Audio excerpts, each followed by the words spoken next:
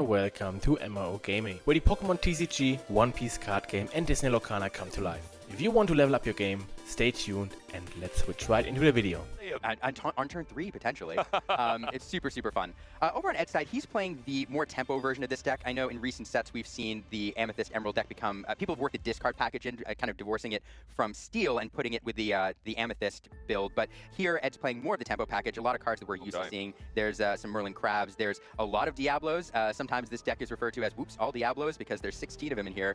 And also the 5th Spirit Genie Wish Fulfilled, Ed running those. Peter Pan Shadow Finder. It's a fairly standard tempo list, I think, these days. On the top end, we do have Crickeys, which can make for incredibly impactful turns in character-based decks. And Crickey is a card that we could see make a huge difference here if Ed is looking to get over a Thunderbolt into some of those other easier to banish characters. And one thing worth mentioning as well is obviously a lot of Emerald decks have the Ursa Deceiver, the 2-drop, which allows you to look at your opponent's hand and discard a song card. But Ed will know, due to the open deck list formation of this format, not a single song in the Amber Sapphire deck. It's mostly characters. We do have 4 Porpsicle, 2 copies of Restoring the Heart, which is super interesting. But other than that, it's all characters. 4 Bell as well to hopefully go along with those Porpsicles. So yeah, Ursula won't be getting any hits, but sometimes just information is good enough, right, to look at the hand. But I don't think Ed's going to be too keen on hard altering for that Ursula in this particular matchup. Yeah, so as I'm looking at these lists, I think this might be a bit of a challenge for Ed with Ely on the play. He's going to be keen to find Cloud Kickers early to try to slow down Ely's tempo. The problem is Ely runs a bajillion warded characters, or characters to give his characters wards. So if Ely can get some of those on the board, some of Ed's answers are not going to do it for him. And I'm looking at this here because one of the other answers for Ed, or in these colors usually, is Madam and Fox, which you can play on turn 3 to challenge into something, but I don't see any run in Ed's list. So some of the cards that he would like to have to banish character, for character-on-character challenges fast in the early game, Ed's not running those. So I think he's going to want to go wide, perhaps leverage Merlin Crab in the early game paired with some Diablos to get into some of those characters, and find his way into a Crickey in the mid game in order to get over Ed, or Ely is probably fairly wide board at that point. And it shows an example of the different play styles that actually have potential against different decks, right? Because if you're ever against something that, like a Ruby deck that might be running Sisu or B-Prep, or even an Emerald deck that has something like Under the Sea, you really need to be careful about going too wide, because if you overcommit to the board and they play one of these big cards and break the board, then you're kind of crying, in my opinion. But in this particular matchup, no board wipes, so both players free to extend as much as they want. But we do appear to be in the altering phase. Edchu throwing back 5 cards, just keeping 2. And it seems that Illy on the other side got 3 cards on the table. Are those the ones he wants to keep, or are those the ones he wants to send back to the deck? I imagine they're the ones he wants to send back to the deck because he has a Daisy and a Lady in hand. And that is indeed what happens. We find that Anna braving the storm, and I think that Restoring the Heart was still in hand as well, which is really interesting. 1-drop dual link for Amber Sapphire. You can heal up to 3 damage from a character and draw a card. Yeah, let me see. I got a good look at Ely's hand, not so much at Ed's, but Ely with 2 Daisy Ducks in there. Lady Family Dog, he's in for a very fast opening here. You can kit Daisy. That is one thing. That is true. Yeah, you talked about the relevance of the ward keyword, which is so relevant in this matchup where Ed's running things like, you mentioned the kit. There's also things like we don't talk about Bruno. And one of my favorite new cards, Wrong Lever! Wrong Lever! Why do we even have that lever? For you, but just to make you cry. But yeah, Wrong Lever and cards like Bruno, etc. do indeed choose a character. So ward will be a very useful keyword for Ely, but this Daisy does not have it. So hopefully we've got a kit to be able to take some of that early pressure off. Well, let's see, we're getting a little bit of a look at Ed's hand now, and he has some of the cards he wants. He does have that kit. He has a number of Diablos here, and he has the Crab as well, so we can get a Diablo on the board early, establish another character on turn 2, and on turn 3, that Crab is available to make those Diablos a little more powerful to challenge into something they need to remove. Unfortunately, not enough to overcome the Daisy with that Diablo plus the Crab, but Ed does have cards to answer here, so we'll see how fast Ely can start and how quickly Ed can answer. And being on the play is huge, of course. Ed, you can see it on the screen there, first seed with a 5-0 record. There were 7 rounds, but as soon as you got your 5-match wins, you were done for the day. So Edmund decided, okay, I've got my 5-match wins, I'm going to go and relax. So as a result of that, he is first seed, and this is seeded. The player with the high seed gets to choose if they're going to be on the play or on the draw. So against this sort of aggro deck, being on the play is huge. We're going to see Anna sent to the Inkwell, and down comes Donald's Date. Speaking of aggro, that's one of the most aggro cards in the game right now. 4 willpower, difficult to remove. It coming down on turn 1. It does have the disadvantage of when you quest with it, your opponent gets to look at the top card of the deck. If it's a character, they can put it in hand. Hopefully, you're hoping your opponent misses. At the very least, you get some information. But the drawback there is definitely worth it if you're looking to be aggressive early. To be fair, there are 4, 8, 12, 16 non-character cards, which are 4 friends, 4 pull the lever, 4 wrong lever, and 4 we don't talk about Bruno. But Edchu going into turn 2, just playing another Diablo on turn 2, also questing with the one already there. And you mentioned the Crab, the Merlin Crab's ability to boost up this Diablo and make some nice challenges, although the 3 strength that Diablo would hit, not enough to take out this Daisy, but down comes Duke, Weaselton, I don't know at this point, but a very aggro character. Weaselton in this instance.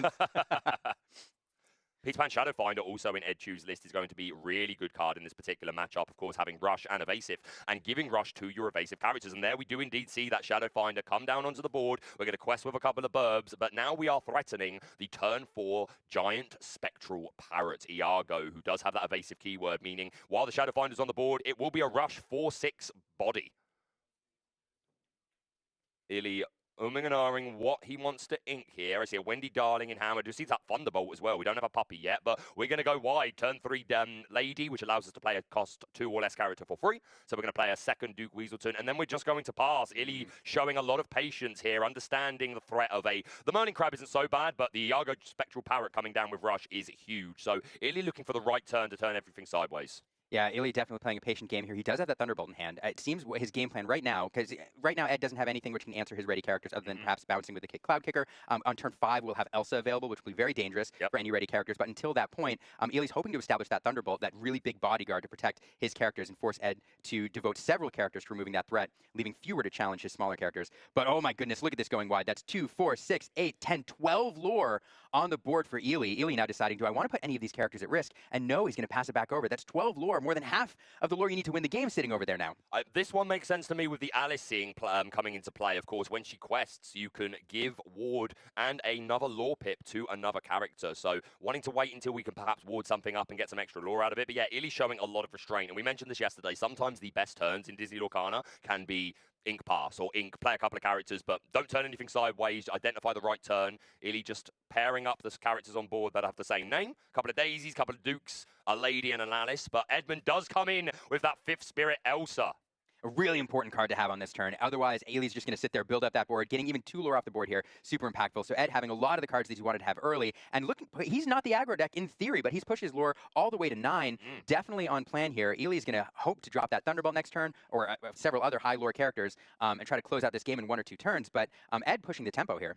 Yeah, 100%. That Thunderbolt is a 5-cost character, but you can shift it onto a puppy for a cost of 3, but no puppies on the board at the moment. That Lady is no longer a puppy. She does not have that puppy characterization, so we can't shift onto her. So we're doing some maths here, but you are absolutely right, Liam. Ed able to jump up to 9 lore. These Diablos just been sitting there questing away, tempting Illy like, come on, take out my burb, let me draw a card, turn your character sideways, and let me respond. But Illy showing a lot of patience. Down comes another Alice, Savvy Sailor. I'm seeing double.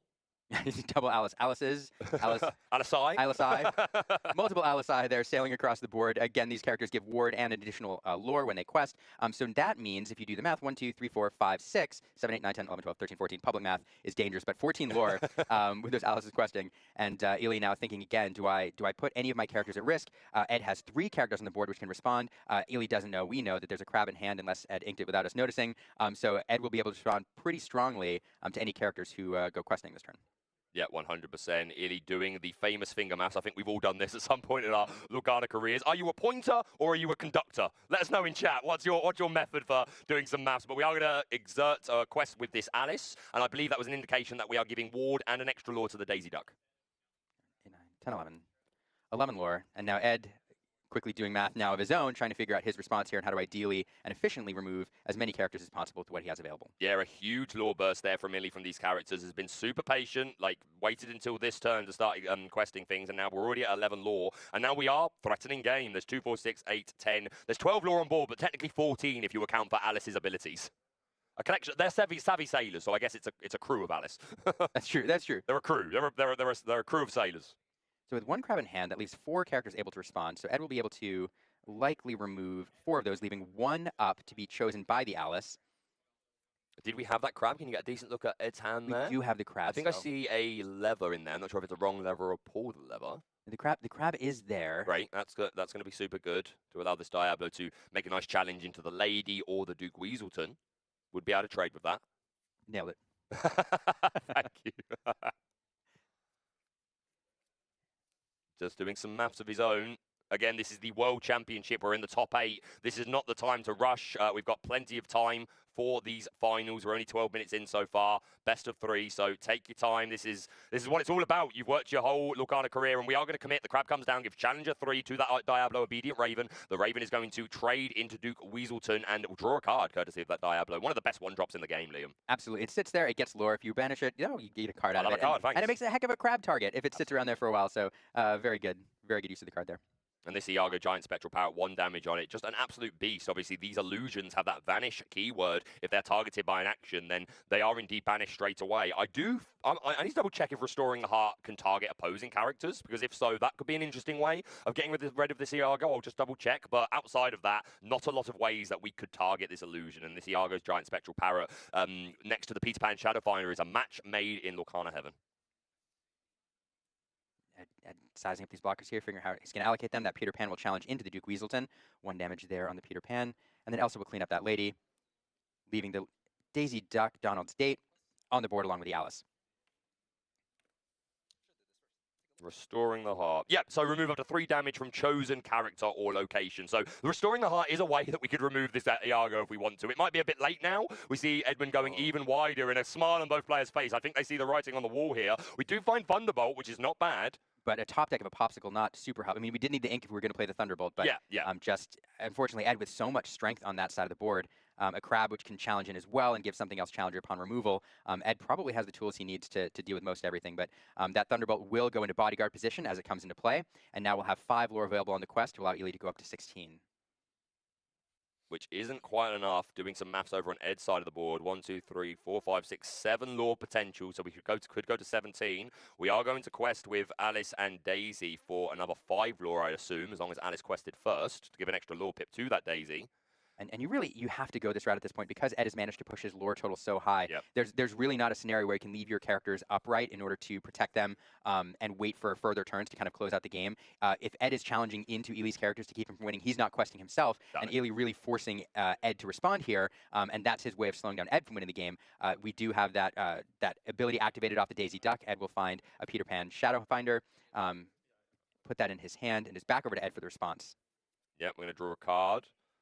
Either a crab or a wrong lever there, but we found the Peter Pan Shadowfinder off the top courtesy of the Daisy Duck trigger, and I don't see any reason for us not to just extend as much as we can. We do need to deal with Ely's board, to your point though, Liam. Threatening game currently, and even, we're at 14, so it would be exactly game plus 1 lore for the Alice, so the potential to go to 21, but we need to take out this bodyguard character before we can touch anything else. But if we can just deal with the bodyguard, then we can probably turn everything else sideways and feel pretty confident that we're going to be winning this race. What would be the best way to do that? Maybe something along the line, okay, we're not even going to engage in challenges. We're going to say, there you go, exactly. If there's a pull the lever in your discard, you may put a card at the bottom of their player's deck, but if there's no pull the lever, then it's just return it to their hand, but which is also a very good card. We've seen Mother Knows Best see tentative play for a while, but here we go. The board absolutely cleared up, removing the bodyguard, and that's it. Illy's going to extend the hand, and Ed Chu wins game 1 of this top 8 match of the World Championship on the play, first seed. What a start, Liam. What a fantastic. So here I am saying Ed might have trouble navigating this with the removal options available. Ed showing it's no trouble there, going wide pretty early, gathering some lore, putting himself into that aggressive position and forcing Ely to turn his character sideways perhaps earlier than he wanted to because Ed was going to threaten game here before too long. Ely not able to find, he loves this line where he shifts Puppy and Thunderbolt on turn 4 in order to protect the characters he has up. Wasn't able to find that and just not able to gather the lore he needed fast enough to prevent Ed from taking that game. Yeah, the play being a very strong determining factor there, really.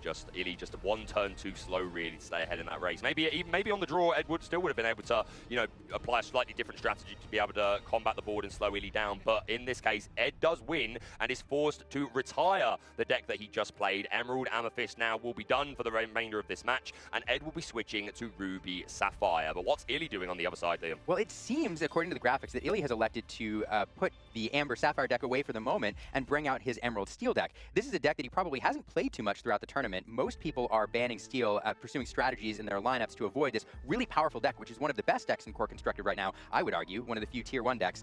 Ely now bringing that out on the play into Ed Chu's Ruby Sapphire deck. That will mean, though, that if Ely wins this game, he'll be forced to play his Amber Sapphire deck on the draw in Game 3.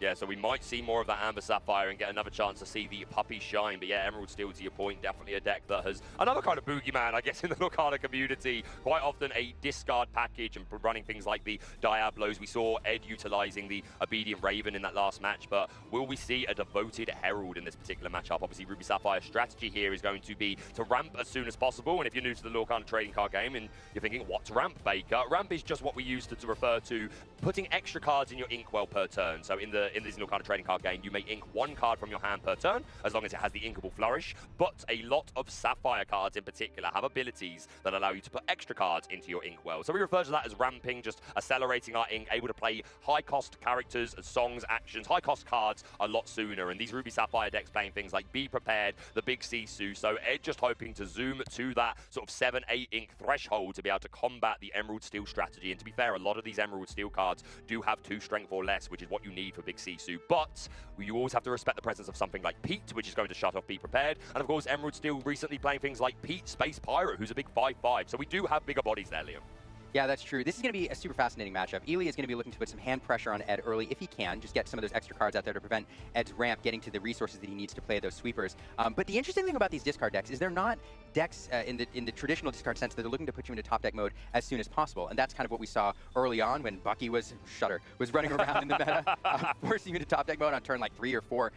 These discard decks put a little bit of hand pressure on, but they're actually kind of value engines. They have multiple ways to draw them quite a few cards, whether you're pursuing the unchecked Diablo-devoted Hero line, or you're going to put a Beast Tragic Hero on the board early, or probably the favorite of these decks, getting a Prince John on the board in the mid to late game, and then forcing your opponent to discard quite a few cards in order to draw off the Prince John trigger. And it's not uncommon in these types of matchups, these games that go long, to see an Emerald Steel player with 20 or so cards in hand in the endgame if you get that going. And one of the cards that actually makes this possible now is the recently printed Beyond the Horizon, which has found a really nice home snuggled into these Emerald Steel discard decks. This is a card that allows you to choose any number of players, yourself and perhaps your opponent, force them to discard their entire hand and draw up to 3 cards. Now, you don't have to choose your opponent, but if your opponent has a hand of 7, 8 cards, perhaps you're a control deck that has managed to draw a lot of cards off of cards like Maurice's Workshop or Popsicles, etc.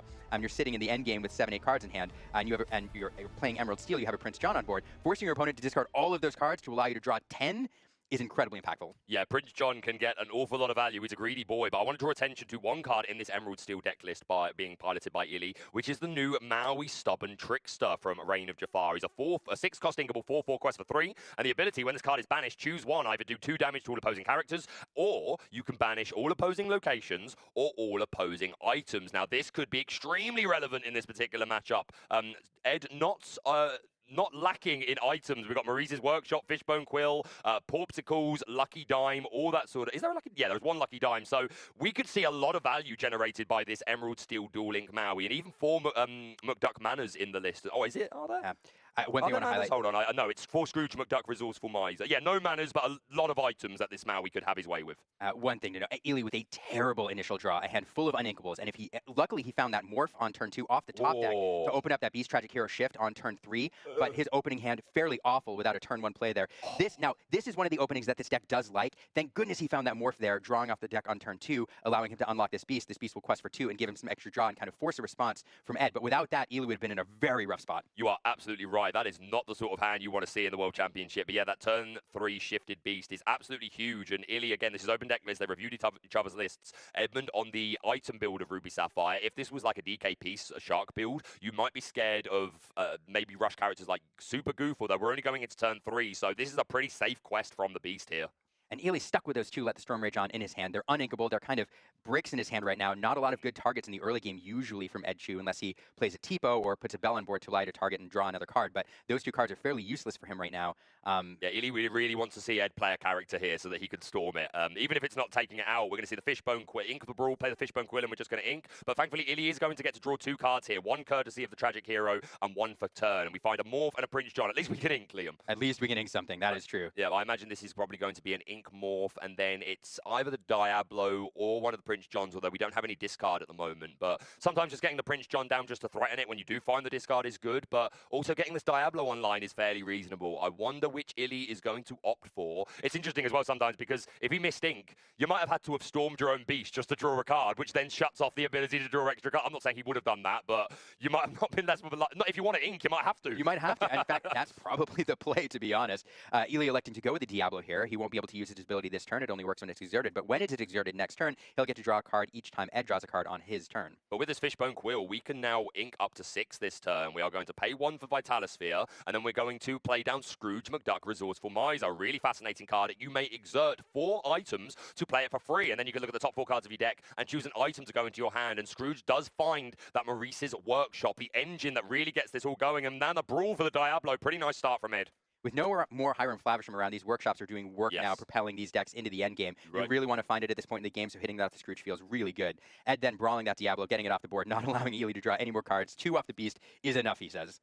Yeah, 2 will do. That's good enough for me. But yeah, Illy with a really tense start with that brick of uninkables, but he has seemed to draw his way out of it. We're going to Inca Diablo, and down comes a second Tragic Hero Beast. Not a terrible card to find right here. Of course, as you pointed out, Baker, we're getting very close to Be Prepared territory, but we know Ed doesn't have one in hand just yet, but it's something that will be scary. But if those beasts can stay online for a couple turns even, getting 2 cards per turn, off, one off each one is great. Hey, even 1 turn, because Ed's only technically 2 turns away from Be Prep if you account for the Fishbone Quill in play, because when the Fishbone Quill allows you to put another card from your hand into your Inkwell, it doesn't even need to be inkable, and it comes in ready, so you can utilize that ink straight away. So just this 1 turn of drawing 3 cards, courtesy of 2 beasts and a draw for turn, is pretty good. We're going to play down the Maurice's Workshop, and we're going to exert 4 more items to play another free Scrooge McDuck. Of all characters that I think love the word free, it's probably Scrooge. That is true. And Ed missing there. A couple crabs, Sisu going to the bottom of the deck, so no items found off that Scrooge. Fun note, as we're staring at Scrooge there, I like to talk about art every now and then. Scrooge McDuck is by Scottish artist Kenny Anderson. When I asked Kenny, when he did art in set 1, if he had a dream card to do, and he said there's very few Scottish characters in the world of Disney animation, but if he got to draw a character, he would pick Scrooge McDuck. So we were very excited to see this card out. Disney is about making dreams come true, and Kenny's dream came true by getting to draw this character in official capacity. Yeah, this is a really fantastic new card. A quick shout out to content creators, the 2 Scrooges who like to sit and complain about different... I'm joking, not really complain, but they like to evaluate Lorcana and very much embody Scrooges. So shout out to you guys. But this game, still hard and swinging. Illy, a couple of Prince Johns in hand, but we haven't seen a single discard tool as far as I could tell. But a trio of beasts on the board. Ely seemed to find all of them this game, or almost all of them.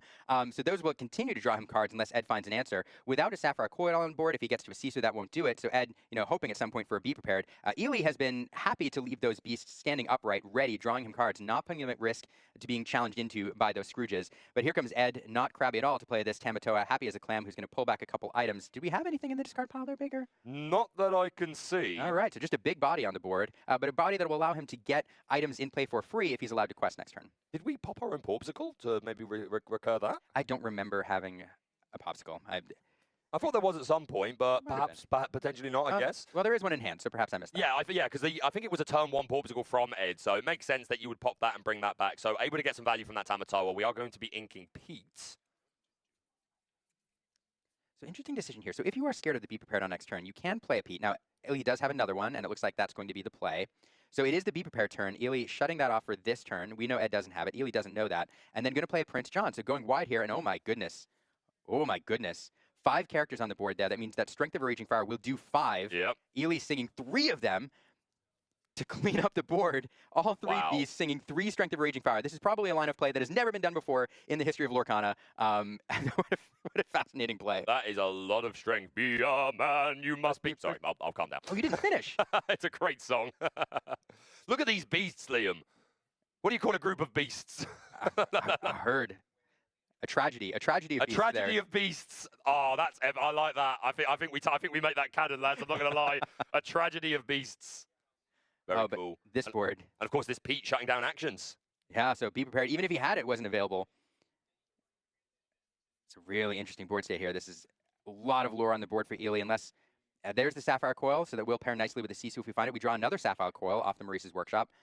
And we do have that bell in hand as well, which we can play for free by banishing an item, but a very scary wide board for Illy. You've got to think that Ed is just waiting for the Be Prepared turn. He has some time. Illy only at 2 lore, and drawing 4 cards, 1 for turn and 1 for each beast. That is incredible, especially considering the uninkable heavy hand that we started with. So Illy has done this. It was the story of the turn 3 beast, right? The shift onto the morph, and since then we've just been able to snowball and really just take control completely. But Illy, I think, is going to be reading the Be Prep here. Edmund just playing down a Sapphire Coil, not doing a whole lot other than playing items, so that's pretty readable. But does Illy have another Pete? He doesn't. Does have some discard now, though. Oh, so here it is. There's the second Prince John. And I think we're going to hear a sudden chill. I would imagine. I think so. There it is. Pete giving his best rendition of 101 Dalmatians, Cruella de Vil. Oh, you always leave me hanging. I'm ready to come in. Yeah, you just go, brother. That's okay. Just go in. Go, yeah. So Ed being forced to discard a card, Ely gets 2 cards off those Prince John triggers. Beast now, as you we get these storms out of my hand. Beast singing Let the Storm Rage On, doing 2 damage to Pete to allow Ely to draw a card. We do find an Ursula Deceiver there. That's a card that can pick Be Prepared. if you manage to shut it down for a turn. Yep, so we do have options to try and make sure that we keep our board. Yep, and we don't even have it, Ed. Sometimes, like, you don't have to have it, right? If your opponent is respecting it, then that's sometimes enough. You know, Illy kind of telegraphed that he might have it by not committing to the board, but Illy taking a look at the hand, not a B prep in sight, a vision, a Sapphire Coil, and a Vitalosphere, so not even anything that this Ursa Deceiver can snipe away from the hand. But this vision of the future might help us find the Be Prepared this turn. And that would do it, because you can ink for turn, you can ink again with a Fishbone Quill, so Visions of the Future plus Be Prepared would do it. Illy now, again, using sudden, or Let the Storm Rage on.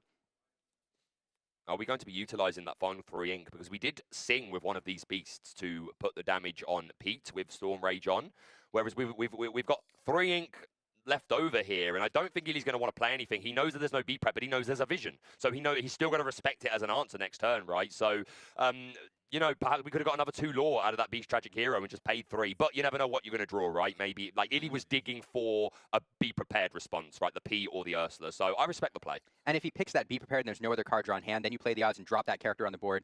Ed here drawing, not finding that Be Prepared yet, so let's see if we're going to go that route. There it is, 2 ink, 1, 2, L, 3, Sisu is good, Workshop, 4. Coil. Okay, well, Sisu is still pretty good, and that is going to be the card that Edmund is going to pocket, and Vision allows you to put the rest of the cards on the bottom of the deck in any order. Sometimes can be relevant, especially if you're playing against whole new world decks, right? It's pretty good, but unfortunately, we had, I think, just the right amount of ink to get to the Be Prepared, the 7 ink without Visions. I don't think we have enough to get to 8. Oh, we can Fishbone Quill up to 8. 1, 2, 3, 4. Yep. Okay, 1, 2, 3, 4. Okay, there it is. Yep. Yep, there it is. The Sisu is going to come down, wipe away the Prince John's, the Ursa Deceiver. Oh, because of the Sapphire Coil. Yeah, Sapphire Coil targeting the beast, lowering the strength. So a huge Sisu off of that Vision of the Future. But to be fair, there are 4 Sisu in the deck, and I believe also 4 B Prep. Is it 4 B Prep? Hold on, is he even playing B Prep? Oh my goodness, guys, we've just assumed there are no B Prepares in Edmund's deck. Okay, that's our bad. That is absolutely our bad, guys. That's sometimes just assumptions that you make, right? But that's another layer of psychology, because you're always going to assume that the Ruby decks are going to have Be Prepared, right? That is fascinating. And these deck lists are open. Now, Illy may have chose to play that Pete anyway for a variety of reasons, but you saw Illy play around that Be Prepared as if it was there, dropping that Pete on turn before Ed got to 7 ink. Ursula coming down now, taking a look, seeing Ed just has that Sapphire Coil left. Yeah, that is fascinating. Again, apologies to the audience that we didn't notice that sooner. There are certain cards you just assume that you're going to see. So, yeah, no Be Prepared. And Illy it is open deck lists. But, again, most players would be playing it, right? And this is game 2. Maybe forgot for a moment that there aren't any Be Prepareds in the deck. I'm not sure. Nonetheless, we are relying completely on these Sisu-empowered siblings. That's crazy. But here, this is kind of the game state that you expect to see in this deck and in this matchup, honestly. Illy now, with not a full group of cards, but 4 or 5 cards in hand, plenty of ways to draw cards available. So he has that Diablo in hand, that Beast, drawing him an extra card each turn. And Edmund, you know, using a lot of his cards for ink off that Fishbone Quill down to 1 card in hand. Illy putting just a little bit of discard pressure on as well. But it's back over to Ed off the top deck. We'll find a Sail the Azurite Sea. It's a card that'll allow him to find another card. Yep, Sail obviously providing fantastic ramp to help you ink additionally, and just drawing you another card. Just very powerful. We're going to pop 2 Porpsicles, and that very much telegraphs the following play. We're going to exert 6 ink and play Happy as a Clam. I was a drab little crab once. Come on, Liam. I don't know that one. Fair enough, but nonetheless, this Tabata is going to come down, recur 2 items from the discard, a couple of Porpsicles, ice cream for everybody, Liam, and this Tamatoa does have an additional ability when he quests. You can play an item for free, and there are indeed Lucky Dimes, Maurice's Workshops, and the such like in the list. So a lot of value on the table can be generated from this Tamatoa. Yeah, Edmund, not too crabby to find that off the top deck there. This is one of the cards that he wants to see at this point in the game. So establishing that, it's back over to Illy. Tense game so far, 6 lore to 7. If you're only just joining us, welcome back to day 2 of the Disney Lorcana World Championships. This is round 1. We are going to be showing every single top 8 game today. You will not miss a moment of the action, at least not on our end. So welcome on in. This is the first round that we're watching. Edmund Chu, the North American champion, versus Illy, the DLC champion from Bologna. Game 1 went to Ed, and now we're in game 2 watching Ruby Sapphire versus Emerald Steel, and it's been a slog so far, Liam. Yeah, it has been a slog so far. What a fantastic match. And this one just taking, this is exactly how I expected this match to go long, with each player managing to get a fairly decent part of their script going here. Illy with a rough early game with his initial draw, but managing to find his way back into it. Now shifting this Diablo onto the Morph, discarding the Baboom, challenging into the Sisu. That Diablo will be online this turn. And back over to Ed for the response. Now, Ed will draw a card, Illy will draw a card with him, and find that 4th Beast Tragic Hero. We've got the full set now. We've seen this game. There we are. A full house of beast tragedy, a tragedy of beasts, as you put it. I like that, Liam. I think we're shipping that. There's a tragedy of beasts. The Tamatoa, happy as a clam, is going to go on a little quest, taking us up to 10 lore, and we could play an item for free round if we have one. Let's get our lore down first. Players operating the on-table iPad to help us showing the lore on screen, but also keeping notes themselves, which is very intelligent. I think we're going to be playing a free Maurice's Workshop, courtesy of this Tamatoa. I think that's what Ed just... Yep, it is indeed a workshop. We're going to play that for free, courtesy of the Tamatoa's ability. We're going to draw a card, courtesy of the workshop, which allows you to draw a card whenever you play an item if you pay 1 ink. And Illy drawing another card because that Diablo continues to be exerted.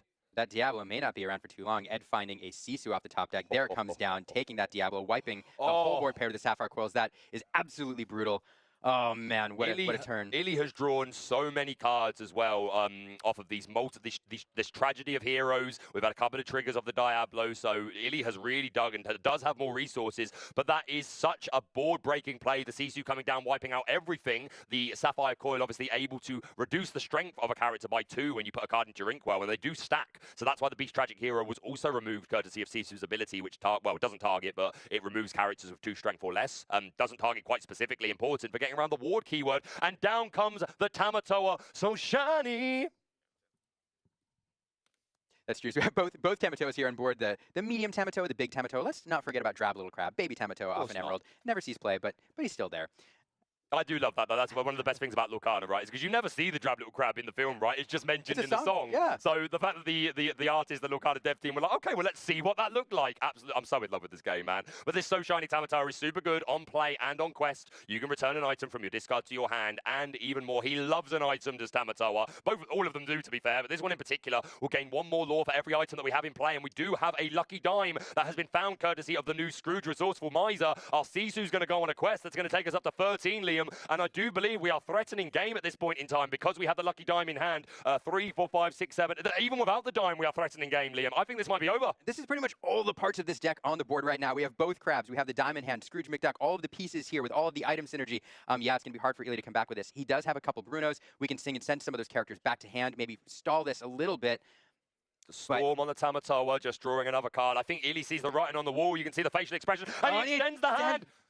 My goodness, this very first win. Ed Chu is going to be the first player to advance beyond the quarterfinals, into the semifinals, into the top 4. A fantastic matchup. Ed Chu, the North American champion, your very first semifinalist in the World Championship. What an incredible showing, Ed Chu, the first seed in day 1, got those 5 match wins and was able to retire early for the day, went and got some food, went and relaxed, and now he comes in fully refreshed and focused for the top 8, taking a 2-0 over Illy, the Bologna DOC champion, and an absolute incredible feat. Illy no slack at all. So Ed really, everyone's favorite Rebecca is over with Ed. Let's take it away. Ed Chu, congratulations. You were just telling me 1 step closer. How are you feeling right now? Yeah, I mean, I try not to take too much of it in until the end. You know, job's not finished, and we just have to keep on going. Keep on going. Well, this match was really interesting. It was a rematch for you and Illy from yesterday. Yesterday, you went into that green steel deck with your Emerald Amethyst. How did it feel, and what were you expecting with that Ruby Sapphire against the Emerald Steel deck? Yeah, I think from his perspective, I think he really wanted to change it up, right? Like, if you take a loss, maybe it's time to, you know, switch it up. And I thought that he might just bring the Amber Sapphire deck first, even though he's on the draw, to give him a better chance with the Emerald Steel on the play. So I did, like, you know, test out all their permutations last night just to make sure, you know, I have all my bases covered. And, you know, I just drew the right cards at the right time, and I was very fortunate to win that last game, especially, like, he had 3 beasts on the field. I'm pretty sure there's no coming back from that, but I played to my outs. You know, we played the Sapphire Coil with the Sisu combination, one of the most powerful, you know, combinations in the game, and, you know, we pulled it out in the end. Yes, that Sisu showing up right at the right time. The other card that showed up at the right time was, I believe it was Wrong Lover in that first game. There was a bunch of cards out on the other side of the board. Talk about that moment. Yeah, that one was tricky because, you know, as they say, you know, if you're the aggressor, you don't have to do any of the math. Unfortunately, I was on the other side of that, so I had to do a lot of calculations to make sure that, you know, he doesn't get to 20 before I do. The Wrong Lever, I think in that particular spot, it wasn't really relevant, but it definitely, like, secured the win, being able to, like, bounce back the Thunderbolt, and, like, I was just able to take the tempo back into the game. Well, that worked out in your favor. Congrats, 1 step closer. Like you said, job's not finished. Next is top 4 for you. So we are very excited to see what is next for you, Ed. We will be back with more games in this top 8. And until then, let's fist bump it out. Baymax, ready? Sorry, yeah, Ember Steel deck and Luca bench the Emerald Steel deck. So I'm excited to get into this top 8 match pretty shortly. We're going to wait for the players to start doing their hand alters and getting into this. But any thoughts about this lineup? I know you have some with Blurple and the Amber Ruby lineup.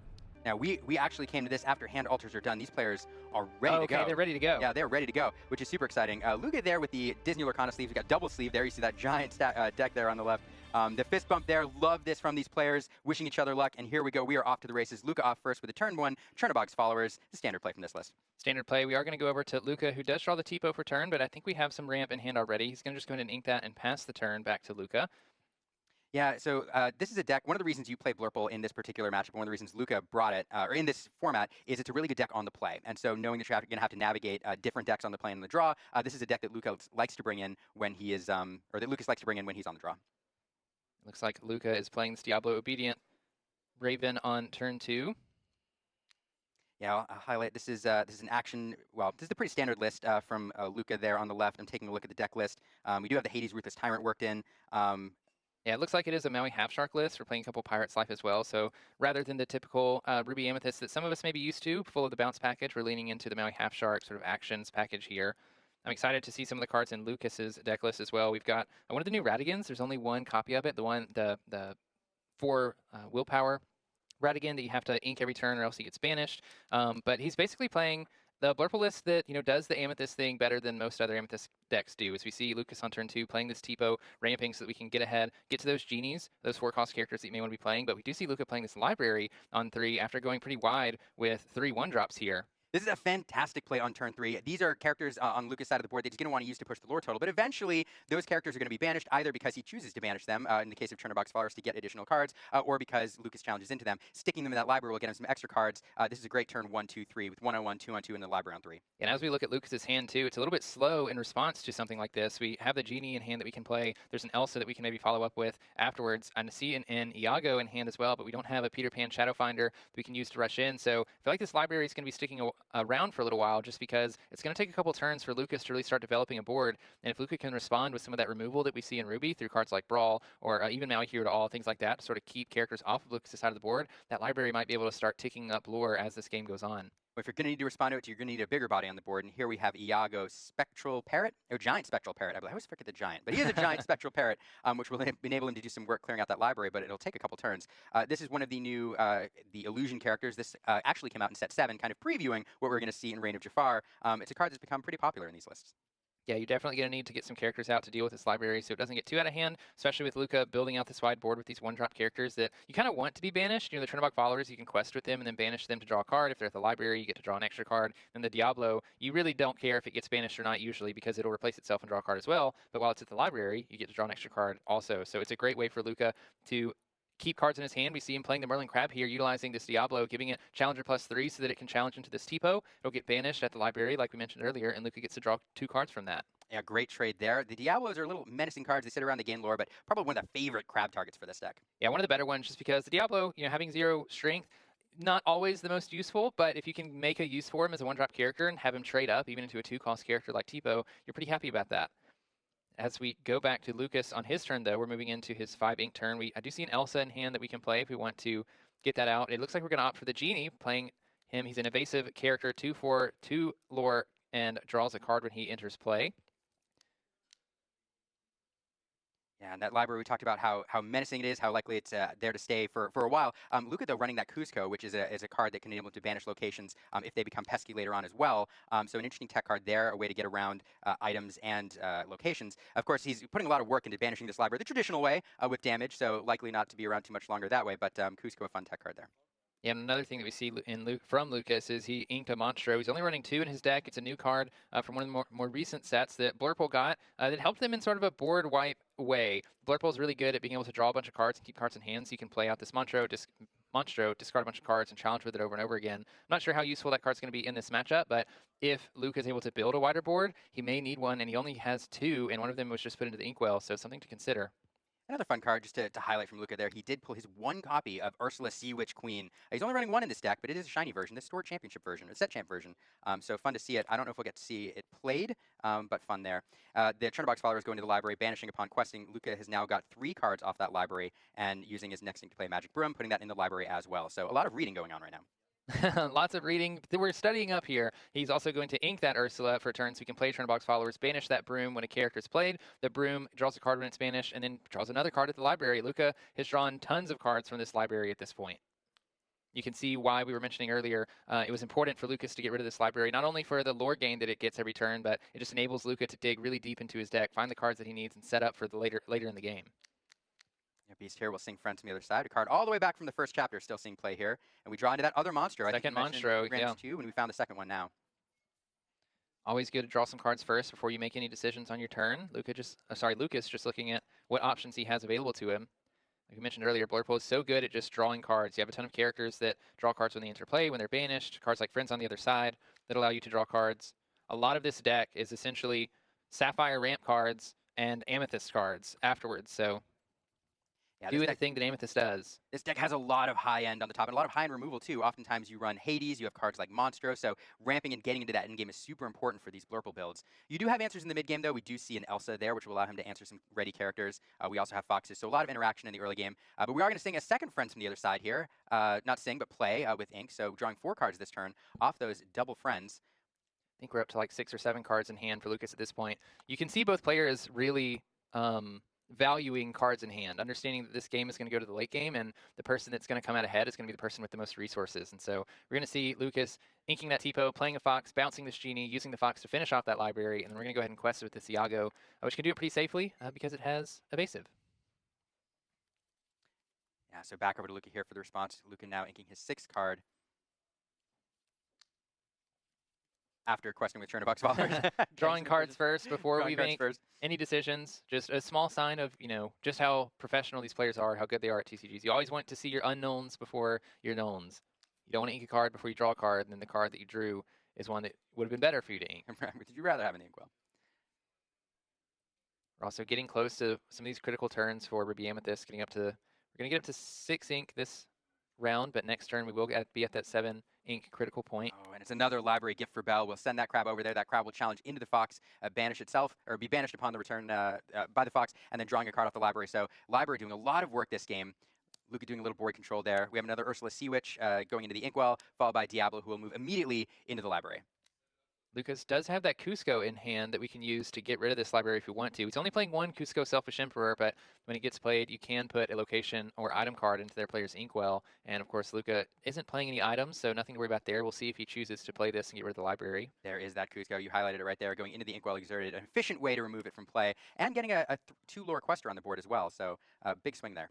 Yeah, and may not be valuable in this matchup as there's not a whole lot of damage that gets done individually, but Cusco does have that other ability that allows you to pay for ink really as many times as you want and give all of your characters resist +1. In case Lucas wants to make any favorable trades, it's possible for him to do that. But Luca is going to start by playing 2 Genies, I believe, this turn, drawing 2 cards, setting up 2 evasive questers. We have the Iago that we can use to challenge those if Luca decides to exert them for any reason. We also have a Elsa in hand, I believe, that we could use this turn to exert one of them and go ahead and banish one of them before they get to quest. That's true. We do have the answers to the Genie. The Genie Wars were such a story in the last meta before the North American Championship. Genie's back and forth. Elsa's responding on turn 5. We're going to see a bit of that here, most likely. Genie, a very, very dangerous card. I mean, drawing a card is great, but then that 2 lore gain evasive character also pretty impactful. So there we do see the Elsa come down, exerting the Genie upon entering play, and the Iago then able to challenge into it and banish it before it's able to do any more damage.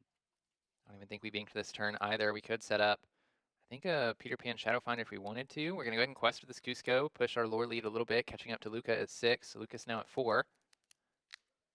Sports state looking a lot better now for Lucas. It's a really great back and forth here.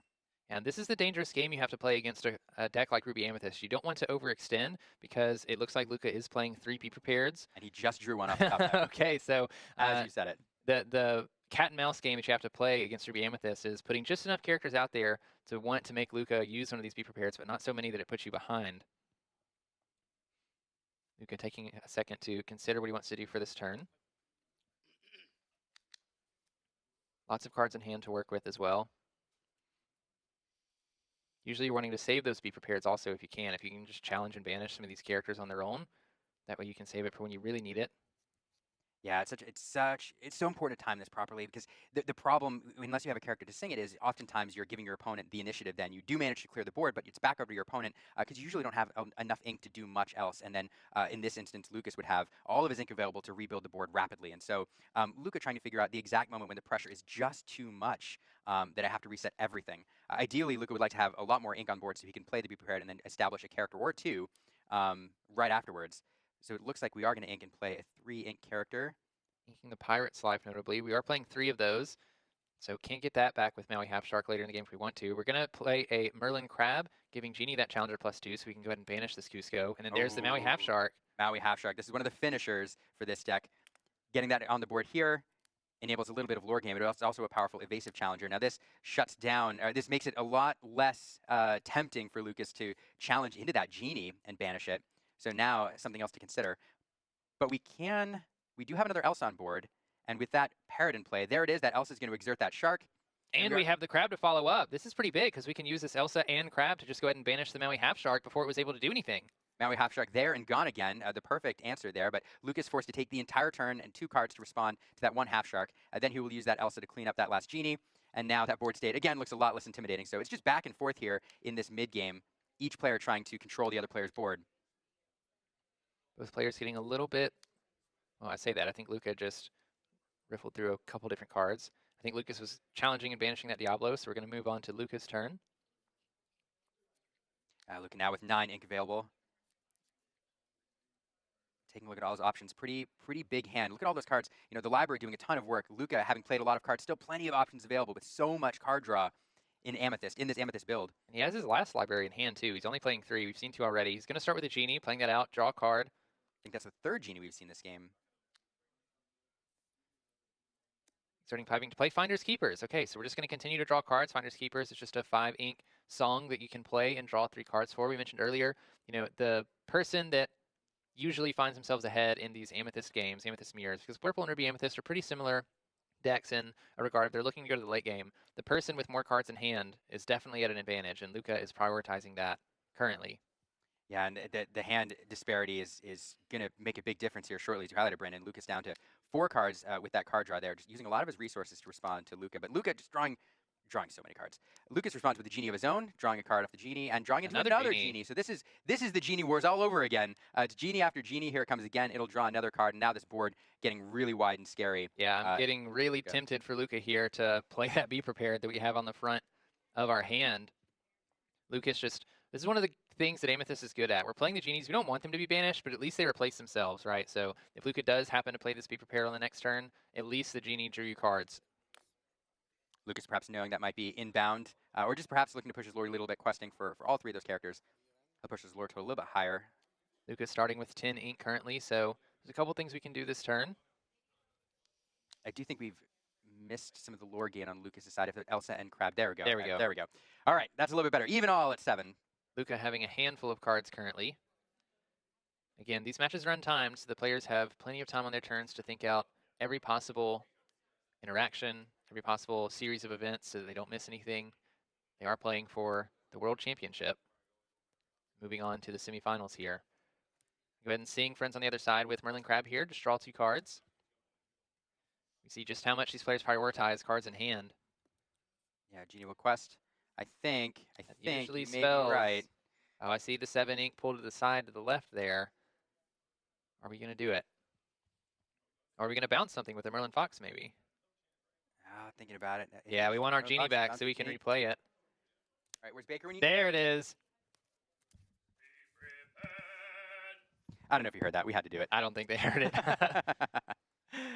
Be Prepared coming down, sweeping the board, and that will be all the ink for Luca, though. He does have that Genie. Had plenty of things to rebuild the board with, but Lucas will be able to respond first here when it's back over to his turn.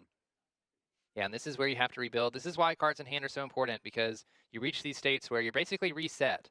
After the Be Prepared, everything gets banished. Luca's going to play that Diablo Obedient Raven and then pass it over to Lucas. Lucas drawing a Bell, not a card that's super impactful in this moment. We'll start off with Finders Keepers, drawing 3 cards. Let It Go, Finders Keepers, and an Iago. We have 3 ink left, 4 ink once we ink for the turn, which isn't leaving us with a whole lot, I don't think, to play for this turn. Now, perhaps we could play that bell just to get something on the board. We do have the Peter Pan Shadow Finder, which will give great to get on the board because then it gives your other evasive characters rush. Yeah, great combo with that Iago that we drew. If you can get the Peter Pan out there. Okay, so we are going to play out the Iago. Yeah, of course, Lucas, well aware that that Genie is back in Lucas' hand and likely to come down this turn. Genie just an extremely powerful card, having 2 lore, drawing a card, being evasive, 4 willpower, so difficult to banish a lot of times. One of the reasons we see Iago being played, because it sort of checks these Genies with his 4 strength. Yeah, that's exactly right. Like the 4 strength into the 4 willpower, that is, it is the perfect answer. One different willpower in either way, and Iago is probably not seeing much play. The interesting thing, these characters, highlight the illusion characters are very well statted for their cost. That vanish ability being the downside, meaning they can be removed by any effect that your opponent chooses them with. But oftentimes, it's just fine if you want to spend a card getting rid of my character. I don't look at it as you're getting rid of a 4/6. You're getting rid of a 4-cost card with another card. Luca also seeing the value of this well-statted 4-cost card, and a giant spectral parrot coming down on his side of the board as well. And here the rebuild stage is well underway. Yeah, and this is where we enter some interesting board states, because if Luca quests with this Genie, or I guess we played the Genie this turn, but if Lucas wants to save his Iago to challenge the Genie, then the Iago takes 2 damage, putting it down to 4 willpower, and then Luca's Iago can challenge Lucas's Iago back and survive the challenge. So you have these sort of trade wars happening. Makes it a little bit difficult to move on with the current board state. So interesting. Sail the Azurite Sea going into the Inkwell here. Or are we going to let it go something? Let's see. We are going to let it go the giant spectral parrot. So it'll put the parrot in the Inkwell, exerted. Then we're going to play this Elsa so we can exert the Genie. We're going to challenge Genie with Iago and then finish the Diablo off with the Elsa that we played since she has Rush. But look at the card event. Luca with so many cards in hand, and Lucas forced to spend several cards and a lot of resources to respond to Luca's board state. Luca just with a handful of answers to rebuild things here. We see that Peter Pan Shadow Finder coming down means, yeah, we're going to see a Maui Half Shark come in. A great combo for this deck. Basically exactly what it's wanting to set up. Peter Pan Shadow Finder has an ability that lets evasive characters gain Rush when they enter play. So usually Maui Half Shark would not be able to challenge on the turn that it's played, but because of the Peter Pan Shadow Finder in play, it is. When Maui Half Shark challenges and banishes a character, you're able to pick any action from your discard and bring it back to hand. Oh man, look at that! Look at that combo. Finding a Brawl from the discard pile, bringing it back, and immediately using it to banish that Elsa. That was an incredible swing. The Shadow Finder partnered with the Shark, bringing back the Brawl. All of a sudden, Lucas' board is empty this time. It's back over to him with a lot smaller hand to respond. Also gaining a lore when you play any action from Maui Half Shark as well. So a lot of synergy happening there. Lucas is going to play this Finder's Keepers to get some more options in his hand. We have 5 more ink to work with, 6 if we can ink up for this turn. I think we probably have an answer for this Half Shark. No, we're going to play Friends on the other side. We do find a Popsicle there and a Bell. And we're holding on to a Tamatoa Happy as Acclaim as well, so we can re-get it. Yeah, okay, so we do have the answer. We're going to play our own Lucas is going to play his own Peter Pan Shadow Finder just to banish this Maui Half Shark, not giving Luca any more lore just from playing actions. I mean, a fantastic job finding the answer there and clearing that Half Shark. That Half Shark would have allowed Luca to run away with the game pretty quickly, or at least stall Luca's board state for a while. So getting that off the board feels really good. It's back over to Luca for the response here to ink into the Ursula Sea Witch, followed by... Oh, Hades! Is that Ruthless Tyrant? Yeah, I believe so. Hades Ruthless Tyrant, dealing 2 damage to the Ursula, allowing him to draw 2 cards. And then when Hades quests, you can do the same thing, dealing 2 damage to one of your characters to draw 2 cards as well.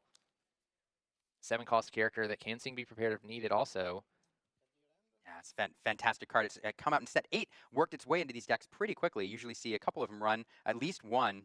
It's just a great way to draw cards, and it also, as you pointed out, sings Be Prepared to allow you to reset the board and then immediately use your ink to play characters. So, and the card draw off the chains of this game. Another Friend from the Other Side being sung by Peter Pan Shadowfinder. Look at Luca's hand size. I know, that's what I was about to say. There's so many cards in Luca's hands right now. He has to have all of the answers to anything. We do see that 3rd library coming down and moving the Peter Pan Shadowfinder to it as well, in case Lucas has a way to banish it on this turn.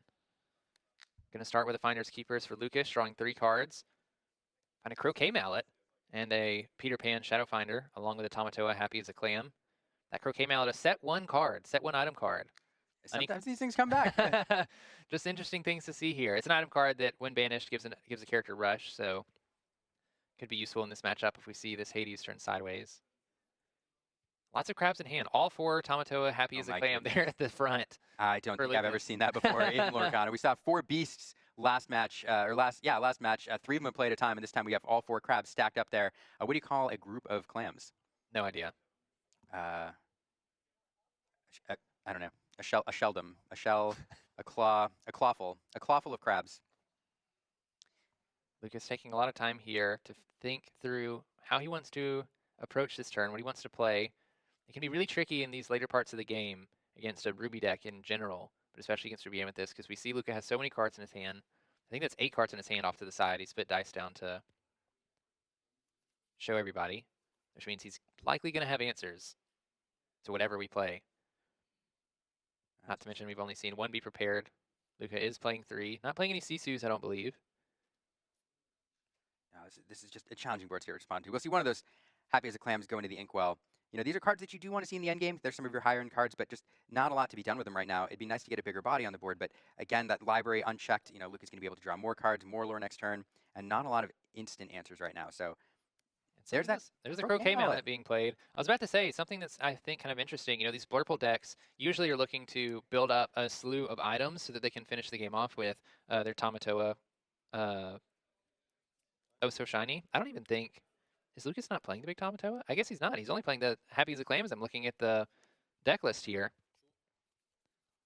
Well, that Croquet Mallet giving Rush that Tamatoa, doing 4 damage to the library. Luca now responding, doing all the things, drawing the cards, and then questing there with a couple characters, going up to 14, I believe. That's well on his way. 16, Up there to we go. 16, okay. Well on his way to closing this out. So that is game on board. Game on board for Luca. Lucas is going to have to find an answer. We do have a Monstro in hand. Oh, never mind. 2 Pirates Life. He Never has mind. it. Luca's going to take game 1.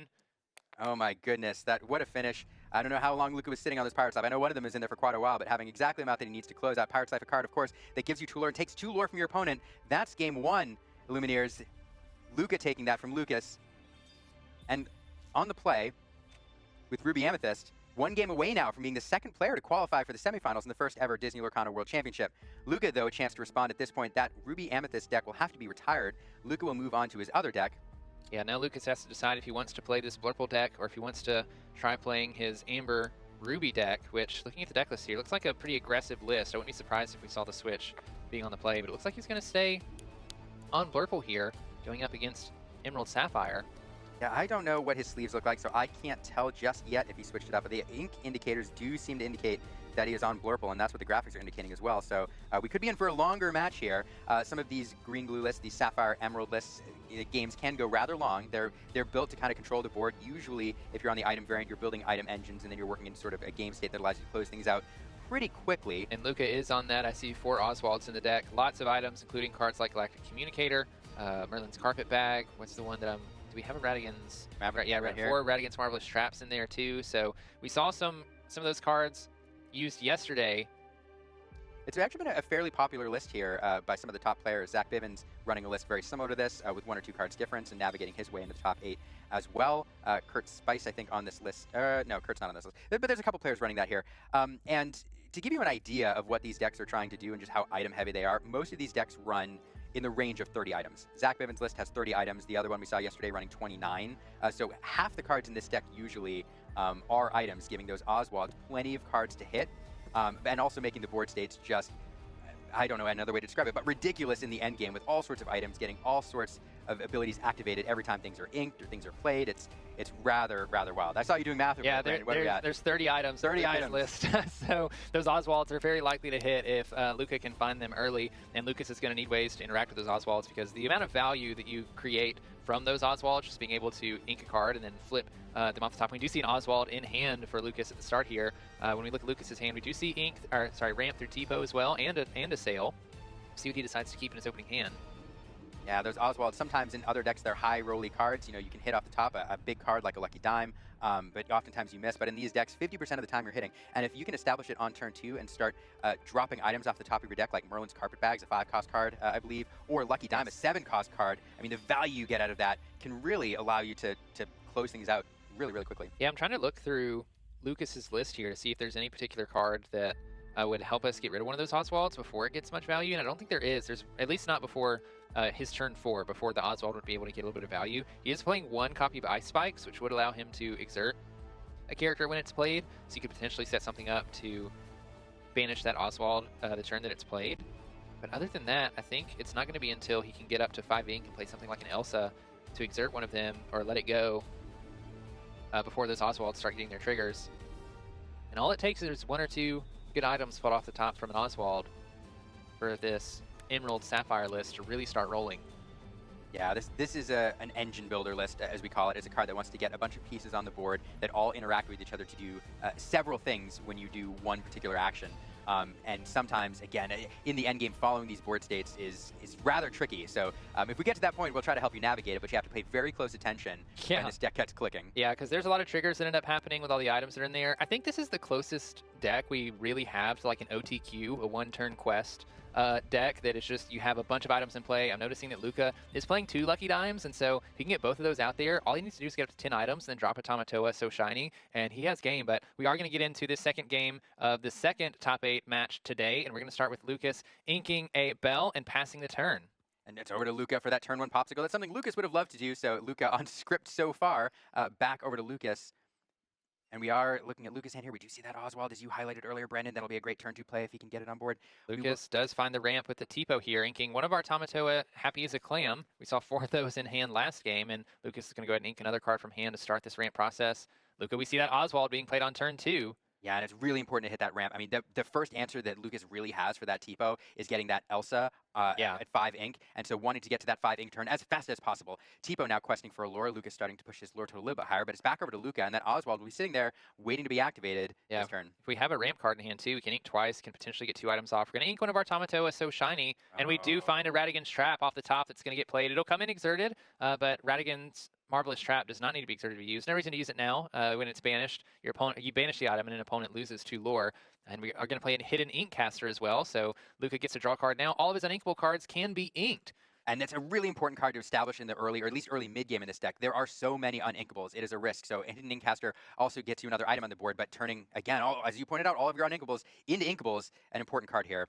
Everything is clicking right now, I think, for Luca. Lucky for Lucas, he has that Elsa, the 5th Spirit, at the front of his hand when we drew a card for turn. So I'm sure we're going to be looking to use that on this turn just to banish this Oswald so that Luca can't continue to play items for free as he's inking. The question is, what are we inking? Is it Merlin Crab? We are going to see that Elsa played, taking out the Oswald.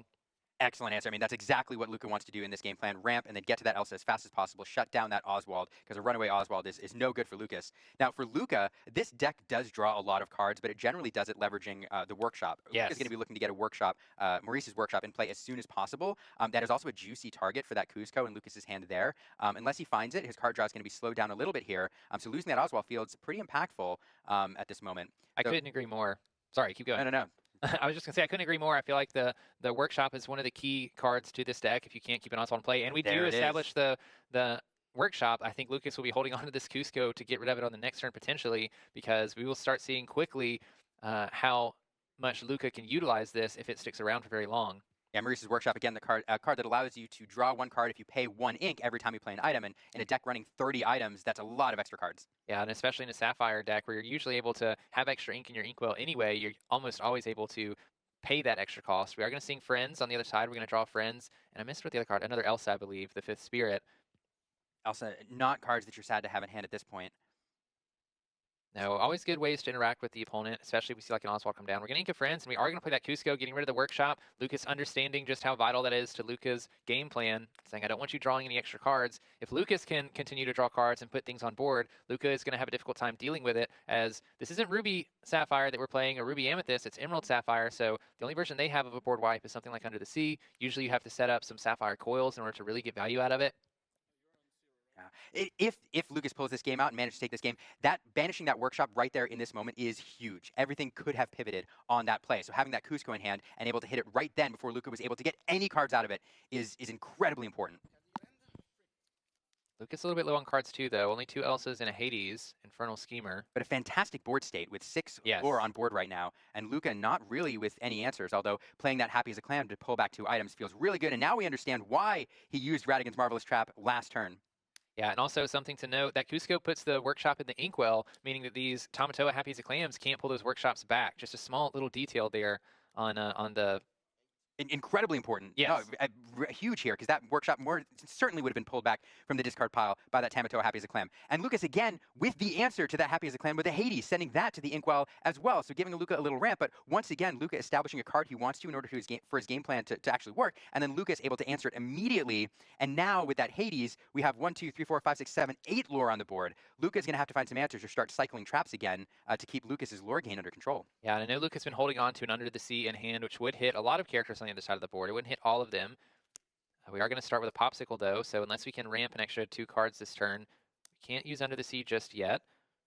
Now that Under the Sea desperately wants a Sapphire Coil We're going to in see play. another Radigan Marvelous Trap entering play. As you mentioned, a way to slow Lucas down 2 of them, so Luca has the ability to take Lucas down for lore, and we get to play Scrooge McDuck for free because we have 4 items that we can exert. It'll let Lucas look at the top 4 cards of his deck, reveal an item, and put it in his hand, and the rest go on the bottom. So a good way for him to dig into items that he might need. It looks like we did find one.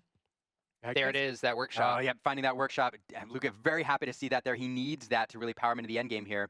Bell will challenge into Tipo, get that 1 lore off the board, and we've established Scrooge McDuck as well. We're going to pass it over with plenty of lore on Lucas's side of the board, but 2 Radigan's Marvelous Traps on board feels pretty good when you're trying to slow your opponent down. So we'll see how Lucas chooses to respond here. He's had the answer so far. Lucas only has 3 cards in hand. One of them in Elsa. I think we drew another Hades Infernal Schemer. Not sure what the 3rd card is, though. But Lucas is, it looks like he's getting really close to 20 because we have 7 lore on board. If he quested everything this turn, he'd go up to 16. But as you mentioned, Liam, those 2 Radigan's Traps on Lucas' side means we're not as close as we think we are. Hades banishing that Scrooge Resourceful Miser, sending that to the Inkwell as well. So an answer here from Lucas and establishing another 2 lore on the board. Now that Under the Sea, as you pointed out, is a danger, but not able to hit Hades or Cusco right now. And Luca would have to spend his entire turn spending all 8 ink to play it, so it doesn't feel like a perfect answer. Now, there was a Sapphire Coil available for Luca there with that Scrooge. I'm not sure if he took it, but if we can get a Sapphire Coil on the board, that does make that Under the Sea just a little bit better. Yeah, we're in a position now where we have to answer Lucas's board soon because even if we have another Tamatoa Happy as a Clam and we can continue to recycle these Radigan Marvelous Traps and banish them, Lucas is definitely questing for more than 4 every turn. So eventually he's going to get his way to 20, but Lucas is just slamming item after item after item, allowing him to draw with these with the workshop.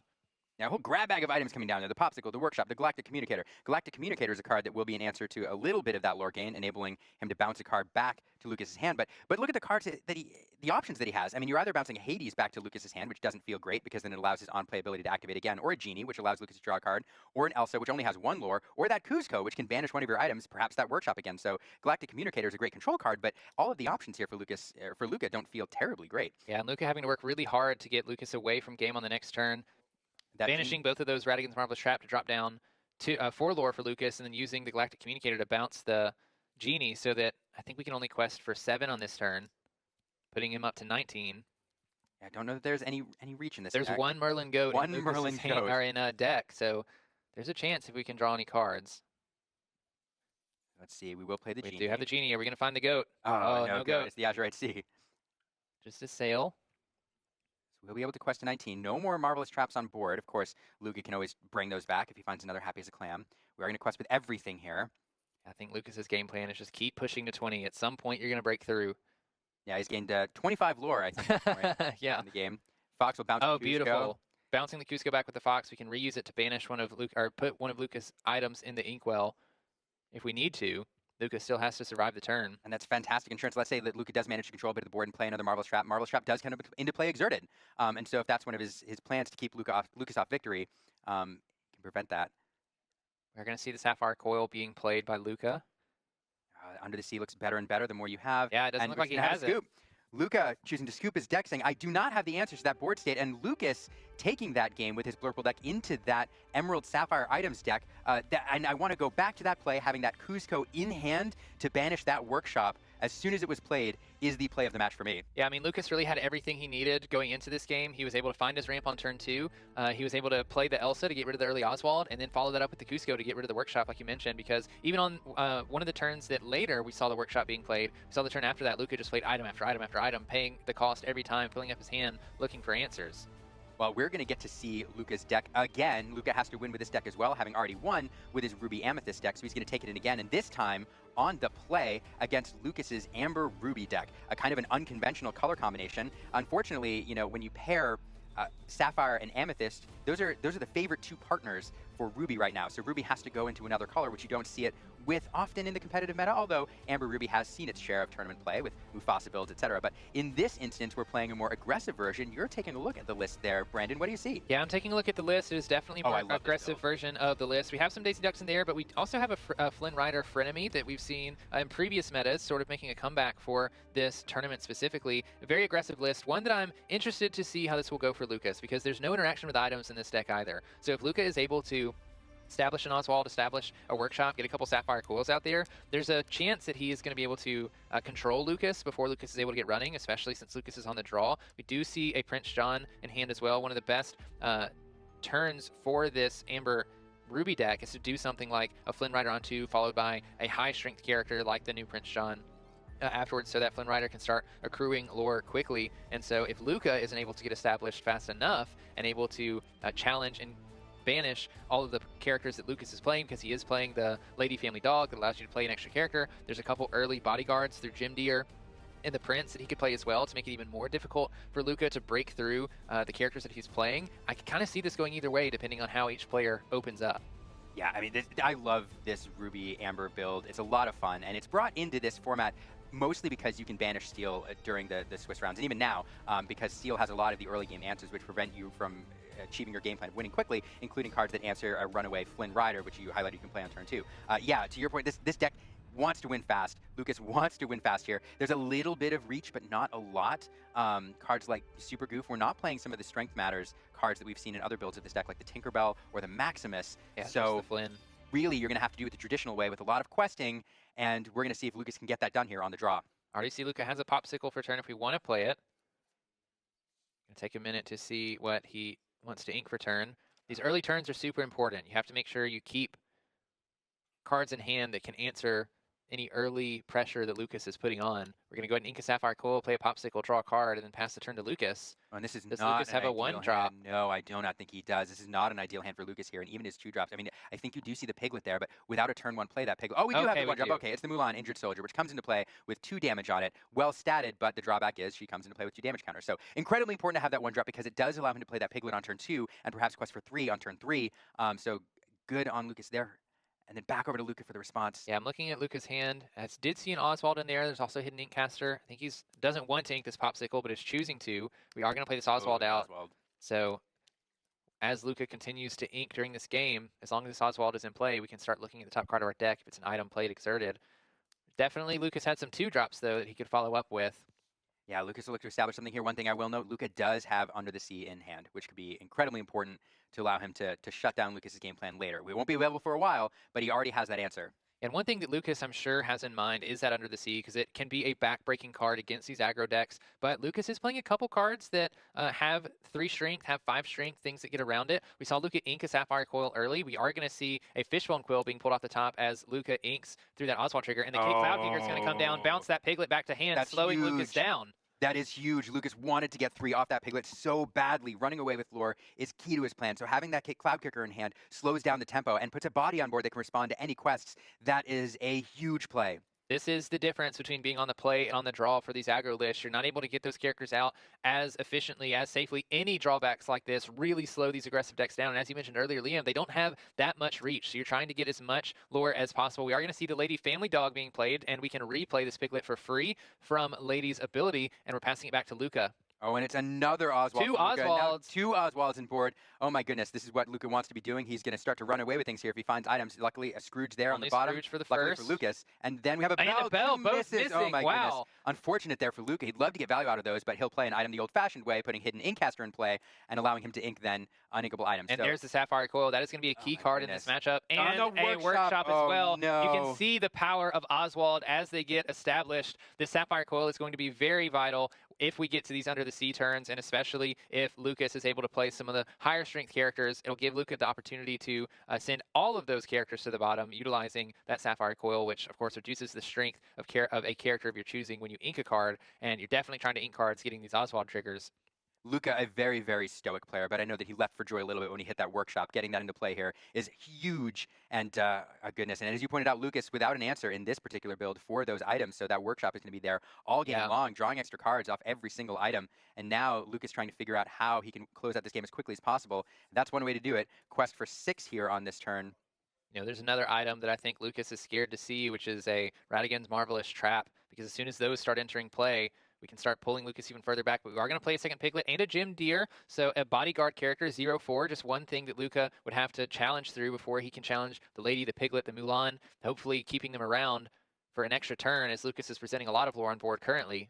But look at all those characters and look at their strength lines. They are all 2 or less. With that Fishbone Quill in play, Lucas able to ink 2 cards per turn. 2 in the inkwell this turn means that you will have 8 on the following turn, which is the perfect card or the number for Under the Sea. But you know what, Brennan? You don't need to play it with your ink if you have 8 cost worth of characters on board, because you can sing it together. Yes, Under the Sea is a song that can be sung together. We're going to start though by just exerting all these items that we've got for free by Oswald, so that we can play Scrooge and continue to find even more items off of the top of our deck before we spend any ink just developing a 4/4 1 lore character there with Scrooge McDuck.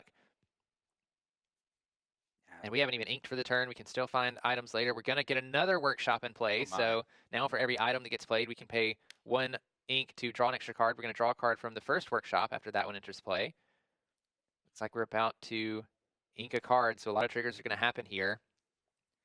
When we ink a card, the Oswalds will trigger, and so will the okay, so we get the Happy as a Clam goes to the bottom from the Oswald. The first one, we get another Sapphire Coil. Once that enters, both of the workshops in play enter the bag, so we can choose to pay 1 ink to draw a card. Also, the other Sapphire Coil triggers, so we're choosing characters to reduce their strength by 2 because of a card entering the inkwell. Which is important here, because if Luca wants to, he can slow down that lore gain by challenging into those piglets after clearing up Gym Deer, and that strength reduction will be important. Yeah, this makes it so that he can challenge with these Oswalds if he wants to, and they won't vanish. We do see Galactic Communicator pulling off the top. This is going to trigger the Maurice's Workshops. The Oswalds are going to finish first. We're finding another Hidden Ink Caster. We'll draw a card off of that. Then we're going to use the Galactic Communicator to bounce the Gym Deer back to hand, so now everything's open to be challenged. And Luca has characters to challenge. All of those characters have had their strength reduced, so the Oswalds, the Kit Cloud Kicker will challenge in there, taking no damage back. Luca happy to leave up, it seems, that Mulan Injured Soldier. Yeah, I think we're getting to a position for Luca where we're getting close to that Under the Sea turn. We've got 2 Sapphire Coils in place. We're not worried about the strength of any of the characters. We have plenty of ways that we can use items to reduce the lore for Lucas. We can bring back Galactic Communicator with Tamatoa, Happy as a Clam if we want to continue to bounce characters. He's really set up a lock here for Lucas. It's going to be difficult for him to put enough cards in play, and then they stay in play long enough for him to quest with them and get up to 20. And Lucas here thinking through. Lucas knows that Under the Sea is in there. He knows that that could end his game pretty quickly. So trying to figure out how much do I put out on the board. Do I go for it all? Do I drop everything? You do have the Prince John Frady Cat, which will not be susceptible to the Under the Sea normally, but with 2 Sapphire Coils in play, it's almost guaranteed, yeah. Especially with a Fishbone Quill and a Hidden Ink Caster. Luca able to ink any card in hand at that point to get those Sapphire Coil triggers. That last turn so impactful there for Luca, clearing everything up.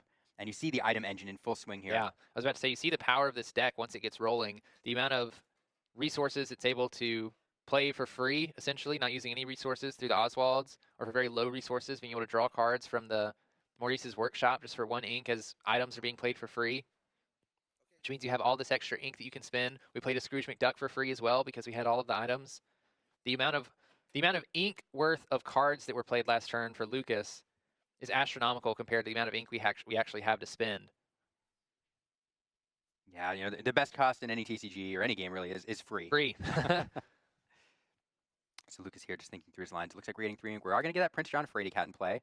1 more ink, get the Daisy Duck. So getting all the characters he can on board. That'll unlock Piglet's ability. So Piglet will be able to quest for 3, and then 4 with that Mulan, going up to 11. And back over to Luca for the response and all the triggers that we're about to see. We're going to ready all the items. There could be a lot of triggers happening. Anytime you have to put your hand on the board and use your entire palm to ready your board state, you know things are going well for You're you. probably in a good position, yeah. So figuring out what order we want to do things here. The Fishbone Quill will ink a card. We're going to get triggers off the Oswald. First card is a Hidden Ink Caster. We're going to get the 3rd one in play. Then we're triggering the Sapphire Coils and reducing Prince John's strength, it looks like. I'm not sure. Oh, we're answering a question here before we do the second one.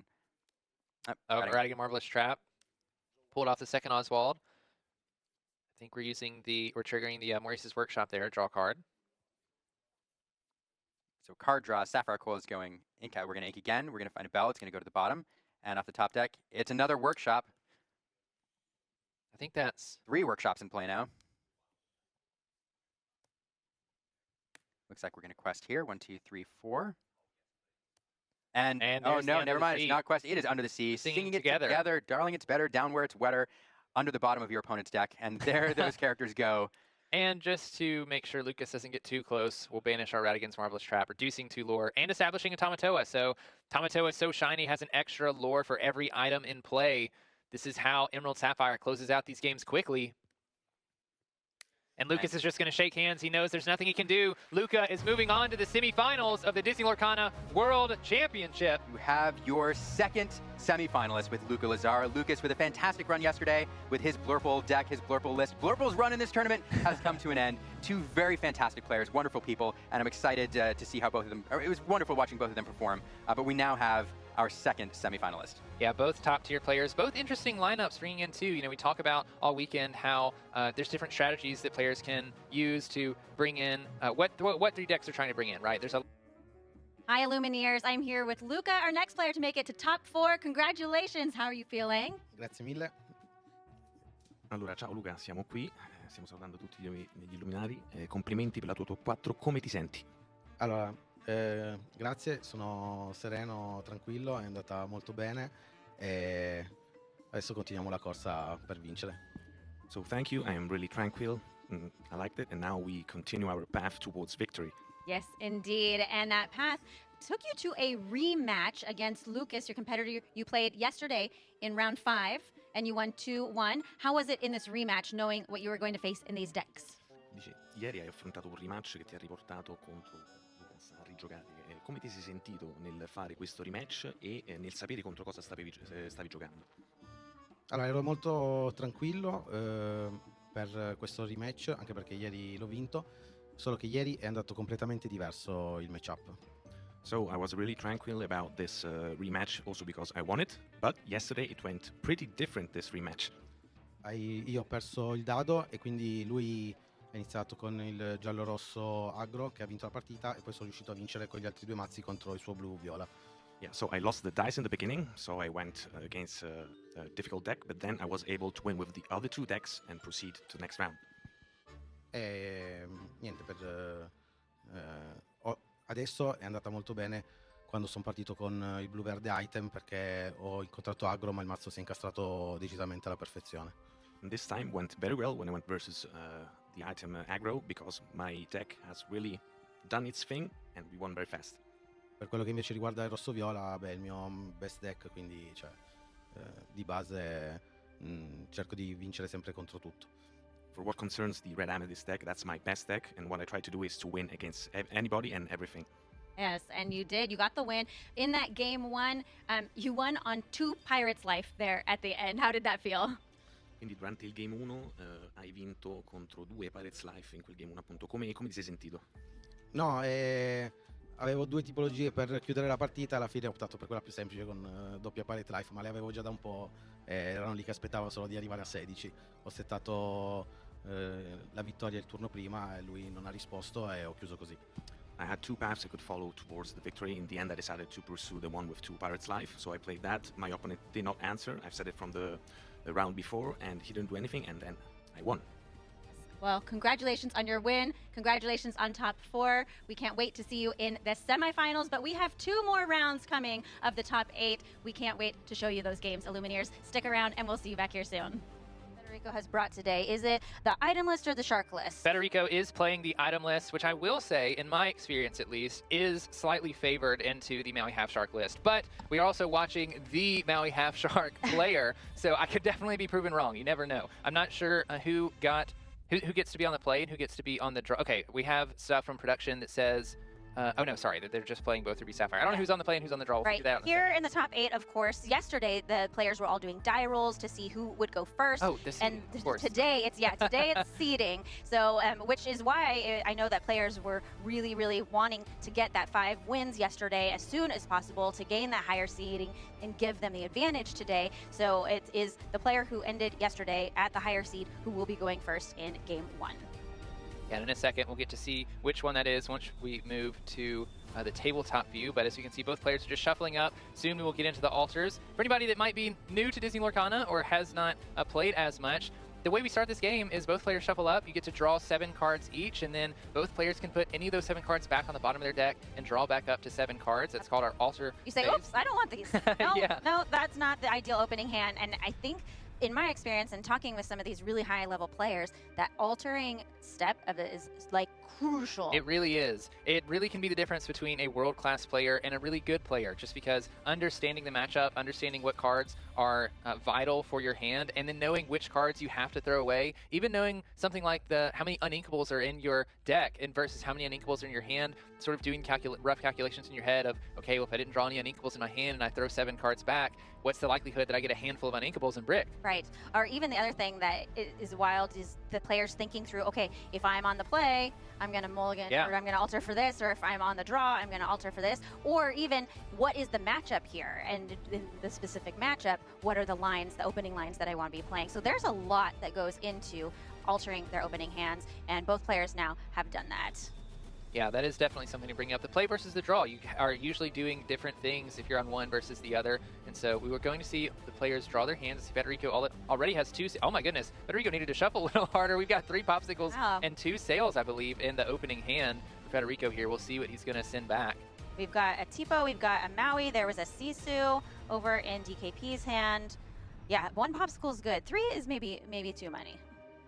Yeah, it could be too many early on. You don't want to ink those. That's the thing. You like having at least 1 to play on turn 1. And even with the sail on turn 2, you can play the sail, ink an extra card, and then play another popsicle and draw it. And those pair really well with the Tamatoa Happy as a Clam, which we see in Federico's hand as well. Because if you got 2 popsicles in play, you can banish them, put them in your discard, pull them back with that Tamatoa, and replay them to continue to draw more cards. But Yeah, Federico is taking his time here, really thinking through. He has not put anything down, thinking what he wants to do. And I wonder, Brandon, because this is an item build, how much he's thinking through, how much do I want these items earlier here in the game. Yeah, because something to think about with DKP's list, he is running 4 McDuck Manors, and so the Maui Half Shark list doesn't do the same thing that the item list does. It is definitely a little bit more control, but if you can establish a couple McDuck Manors early, especially if your opponent has a really slow opening, Federico's going to have to find ways to banish those. Otherwise, those McDuck Manors are going to gain 2 lore at the start of every turn. They have 9 willpower, which can be pretty difficult to banish just with characters on Those board. locations are Scrooge has got a big house. He has a lot of security. You know, he's got guard ducks all over the place and saying you have a lot to get through if you want to get into this manner. I wanted to check the deck list for Federico because I thought I remembered hearing about a player that was doing this. Federico is playing 4 Hideaway though. 4. So that's going to make this Yes. matchup for Federico even better. Hideaway is a 2-cost inkable card that you can play and essentially put an item or location card into their player's inkwell. But we're going to start with DKP going first, inking a card, playing a popsicle, and then passing it over to Federico. Oh, I love this. In Federico's hand, he has a Scuttle. That card it's kind of like a Be Our Guest, but for items Yeah. on Scuttle. And I forget which set that Scuttle came out with. Also, I love Scuttle. I love The Little Mermaid. It's one of my favorite movies. So it's really fun to see that card because I don't know that I think he's great for items, but you don't usually see a Scuttle No. in these item builds. Yeah, it's definitely a card that is unconventional for these item builds, but it does exactly what you said. When you play Scuttle, you get to look at the top couple cards of Looking your for deck an those item who's it's card. what's its galore. Exactly. There you go. And we do see Federico ink a sail, play a popsicle, DKP on his turn is going to ink, play a Tipo, ramp up. Federico draws another sail. Another sail. And that Tipo, of course, helping with that ramp to increase the inkwell. And really, both of these decks, I think isn't that what you want to be doing yeah. on turn 2 is ramp. That's what a lot of Sapphire decks are trying to do, especially Sapphire, Ruby. I'd argue Federico's deck especially more than DKP, but definitely DKP. He's trying to get up to those Maui Half Shark ink numbers, I guess. Yep. To ramp up, but we are going to see Federico inking the Scuttle, playing a sail of his own. He gets to draw a card, then he can ink an extra card for the turn, and he can use that ink. I think we have 2 popsicles in hand, so after we ink, I expect we'll see 1. Yep, there it is. Those popsicles are so delicious, especially we're here in Orlando. It is hot It and is a little humid warm. outside. We want to eat all the popsicles, please. Definitely, and those popsicles like to be recycled as well. You know, you thought Nick Wilde would be really great at recycling these popsicles. Nope. There's a little crab that I know that Yes, likes to pull them there back every is. now and then. He is not so drab, little crab. He is an excellent. He's searching for the shiny things. The other thing that DKP has in his deck list is he has one single copy of Merlin's carpet bag, and that is one that will also bring items back from your discard, and it's really fun. Yeah, an uninkable 5-cost card. You pay 1 and exert it to bring a card back. DKP is going to ink a card and play Grammatala. We get to look at the top 2 cards of our deck, put one in our hand, the other one goes to the bottom. It looks like DKP is going to keep a Brawl. What do you think he's thinking there with that decision on keeping the Brawl? What is he saving that for over here in Federico's list? So I was going to say that Brawls in this matchup can be super important, especially if you're playing Sapphire Coils, but I don't even see DKP playing any Sapphire Coils, so really it's just useful to stop things like a Sisu shift, for if we see a Sisu Daring Visitor. Really just some good removal. It also could just be a card to ink as well on top of that. Yeah, DKP is not playing Sisu Daring Visitor, which is the 3 costs, right? Yes. Correct, the 3 costs. The shift target, he's not playing that little Sisu, but 2 copies of Sisu Empowered Sibling, which is the big one that, you know, sends all your characters away.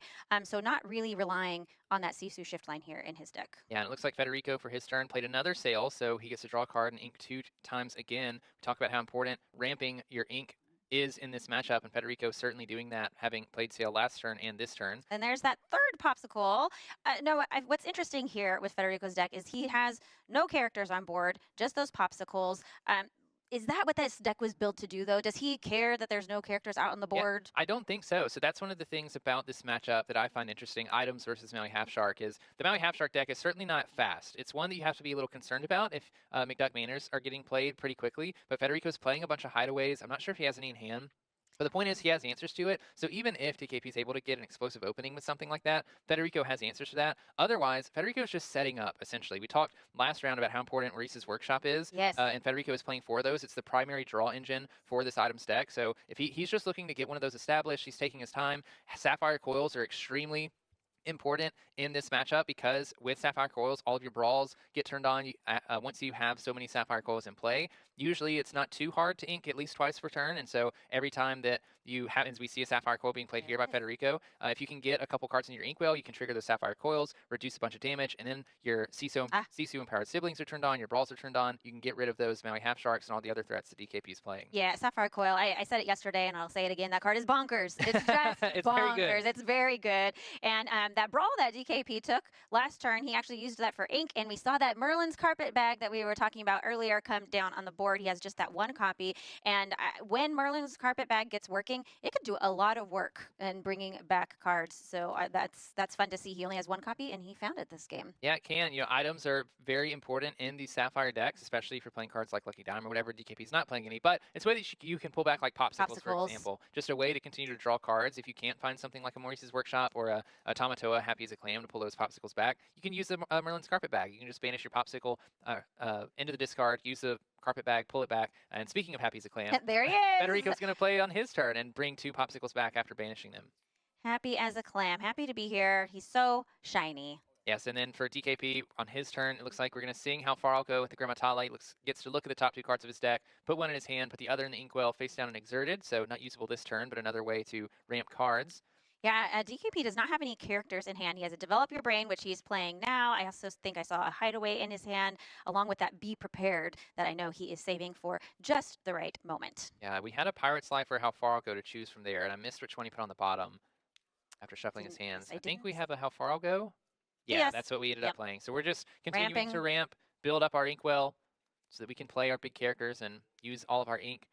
Sapphire decks like to do a lot of stuff on their turn, and usually that requires lots of ink to do. Lots of ink.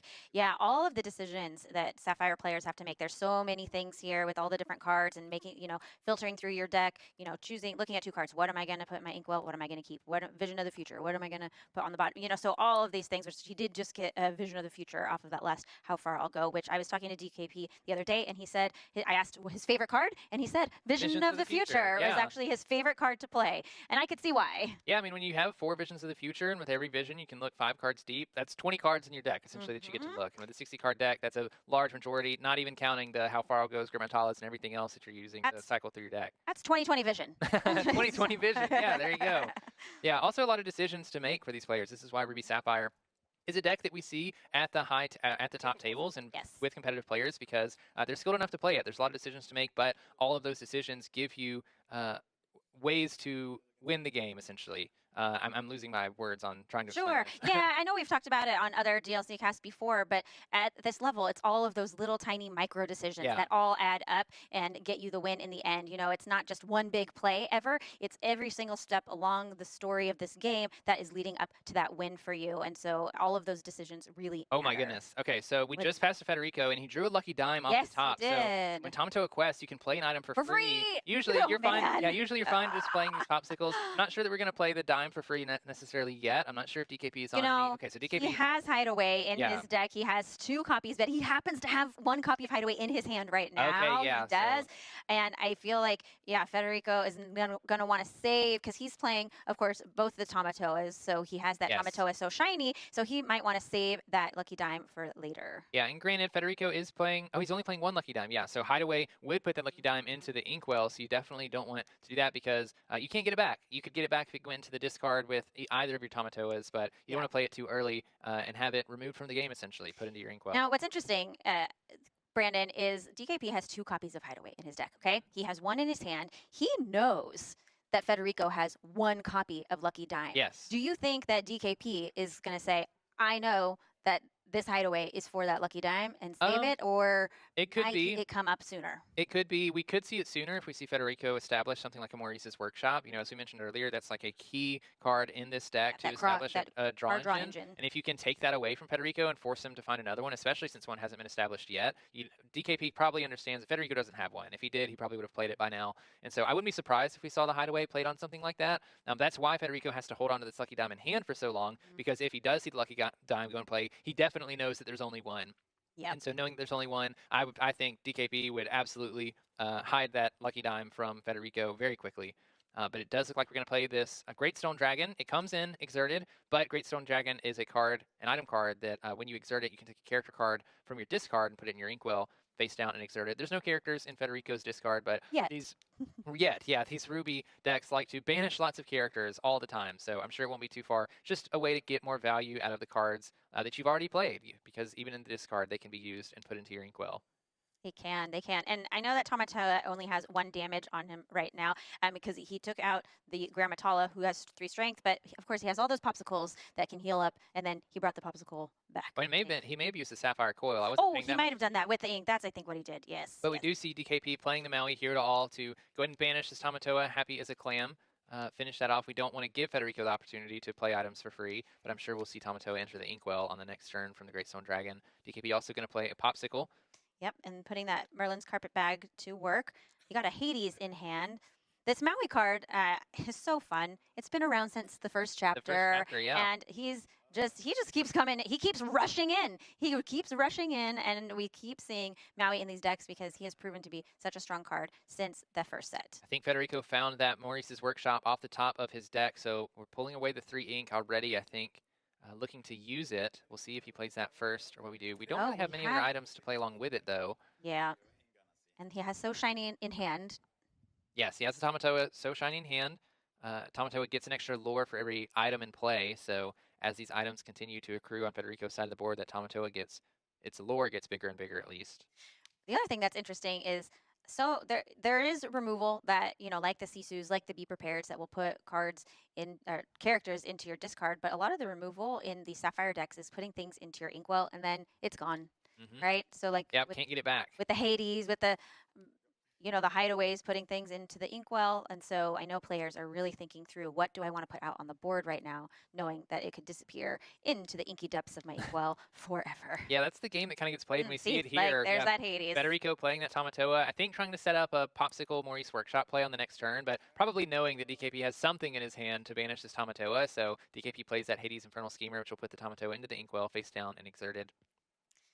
Man, yeah, having that I know he's only playing 3 copies of the Tamatoa So Shiny. He has lots of tools, though, to filter through his deck, to draw lots of cards, especially now. Here, Federico playing that Maurice's Workshop. And we have think a it has a second one. Yeah, he just drew that. So we have 2 now, so he can pay 1 ink to draw a card and really get that draw engine going, which is what this deck wants to be doing. Yeah, we're about to see why these Maurice's Workshops are so good, because a Sisu and Powered Sibling he just drew. With one Popsicle, we're able to draw 3 cards after we pay 3 ink. And this is just Federico filling up his hand. We talked about, does Federico care that he doesn't have any characters on board? A little bit. He has 1 Sapphire Coil. I think he would love to see another because I think we have at least 2 Sisus in hand. One of them might be enchanted. Oh, I think you are correct there. But at this point in the game, when your opponent has a bunch of characters on board, you're able to play those Sisus once you find a couple Sapphire Coils and banish everything on the side of the board. It's also why cards like McDuck Manor can be so scary for Federico because if DKP establishes some of those manors when he knows that something like a Sisu is coming or Be Prepared would be coming,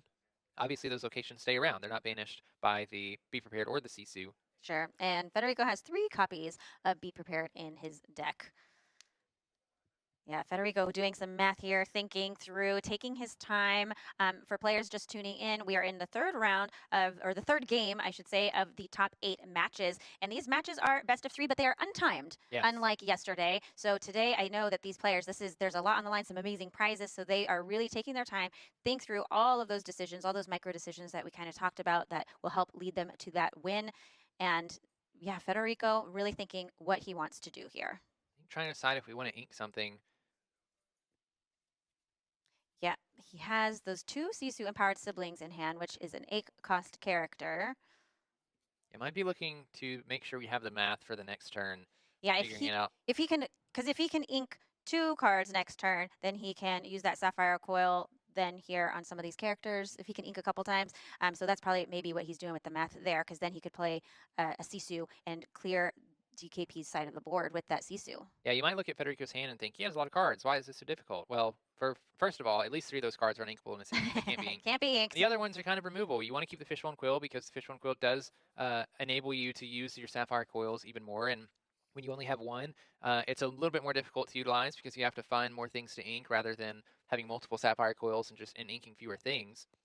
You also have to Let It Go in hand that you can use as removal on something like the Hades or Maui Half Shark that DKP could be playing sometime soon. And so it's a little bit difficult. I think Federico is trying to figure out, am I okay with inking one of these, or do I think they're going to be needed in the next couple turns? Looking at his inkwell, figuring out how much ink he has, and really just thinking out the next couple turns. Vision of the Future being played over here on DKP's side of the board. He found his own Sisu in there and also a couple of Saliashite Seas. And I think maybe he kept... I didn't quite see what he decided to keep there. I missed what he had. Do you see 2 Popsicles, though? I did see 2 there's Popsicles. the hideaway. Hideaway on the workshop. That's like you were saying. So. And another hideaway. So both hideaways gone. Interesting. So like we were saying earlier, only 2 copies of hideaway in DKP's deck. So now both of those are in the discard. Of course, if he can get his Maui Shark here onto the board, he can bring those back because Maui Shark, when he challenges and banishes another character, he can bring an action back from the discard. Yeah, I was just looking at DKP's deck list to see if we had any cards like Vitalisphere or anything like that to enable Maui Half Shark to challenge on the turn it's played, but he's not playing any of those, so the Maui Half Shark would have to survive a turn, but you're absolutely right. If he can establish this Maui Half Shark and manage to challenge and banish a character for Federico, you can pull back those hideaways and use them again if he wants to. Yeah, if he's not able to pull those hideaways back, what other answers does he have for if that lucky dime ever comes down? He doesn't play Cusco's. I feel like that hideaway is really the only answer there. That's why I was looking to see if there's any way for DKP to use the Maui Half Shark the turn it's played, because he'd have to do it sort of in a surprise factor. I think Federico would understand that, okay, both hideaways are gone, and especially if I have my lucky dime in play, I don't want him getting those back. And I don't think DKP has anything, so... I guess in that case, it would just be DKP saying, I have to make sure that you don't have that Tamatoa on board or other characters that you could use to, I don't want you to turn that lucky dime sideways and gain a lot of lore. If I can hold you back to only gaining 1 off of, a smaller character, that's better. Yeah, and it does look like Federico is going to start by playing How Far I'll Go. We'll look at the top 2 cards. Oh, he has a Sapphire Coil. Yeah, Sapphire Coil. And no, it's a Shield of Virtue. Shield. He's playing 1 copy of Shield of Virtue. That's another card from the first chapter where you pay 3 ink, I believe it is, and you exert and you can ready chosen character that cannot quest again on that turn. But it's a really fun card. And when you are playing a deck like Ruby Sapphire where you have a lot of ink, that 3 ink to activate it is not minimal. Yeah, exactly. I mean, I've seen players having like 20 ink, So notably, Federico decides, okay, I only have the 1 copy of the Shield of Virtue, but the Sapphire Coil is more important, so he decides to pull that to hand. It's going to make it easier for him to deal with characters that DKP plays out during his turn. Sapphire Coil, it stacks, and it's bonkers. That's the only word I can use for that card. Yeah, I mean, we already see Federico pulling both Sisus to the front of his hand after a card entering the Inkwell from that Sapphire Coil. I think we chose the Hades to reduce the strength of the Sapphire Coil, so now both Tifu and Hades would be banished if we decide to play the Sisu this turn, which we have enough ink to do so. I wonder if he is... there's the Yeah. shiny Sisu, daring, no, sorry, empowered, Empowered sibling coming down. Such a beautiful card and such a powerful card. Sisu truly is empowered here to take care of those characters on DKP's side of the board. Yeah, and so we have another sitting in Federico, but we're going to push back to DKP. He's going to start with a Popsicle and draw a card, see what we have available to us. He has another. Did he pull another? Be prepared. Does he have 2 in his hand now? Yeah, he at does. least has 2. Yeah, he has 2, and then also the Tamatoa Happy as a Clam. It looks like, which he. Oh, Now we see, there's see that. The value of the Merlin's bag, being able to banish a Popsicle, then pull it back and replay it just to draw a card. And, oh, we have a shiny crab on play as well. All the shiny cards on the shinies, table. all the shiny cards. Enchanted, enchanted, enchanted. I know that all the collectors out there watching are like, I cannot believe that they're playing with those cards. Mine are sealed and secure in a binder somewhere. But, you know, sometimes when you have these shiny, beautiful cards, you want to play with They them. have to be played, you know? Don't they look so pretty on the table? Yeah, I think, you know, if there's any time to play all of your Enchanteds, It's at at the World Worlds, Championship. absolutely. Yeah, so we see Tamatoa Happy as a Clam being played. DKP gets to pull back those 2 Popsicles that he put in the Inkwell so that he can reuse them later.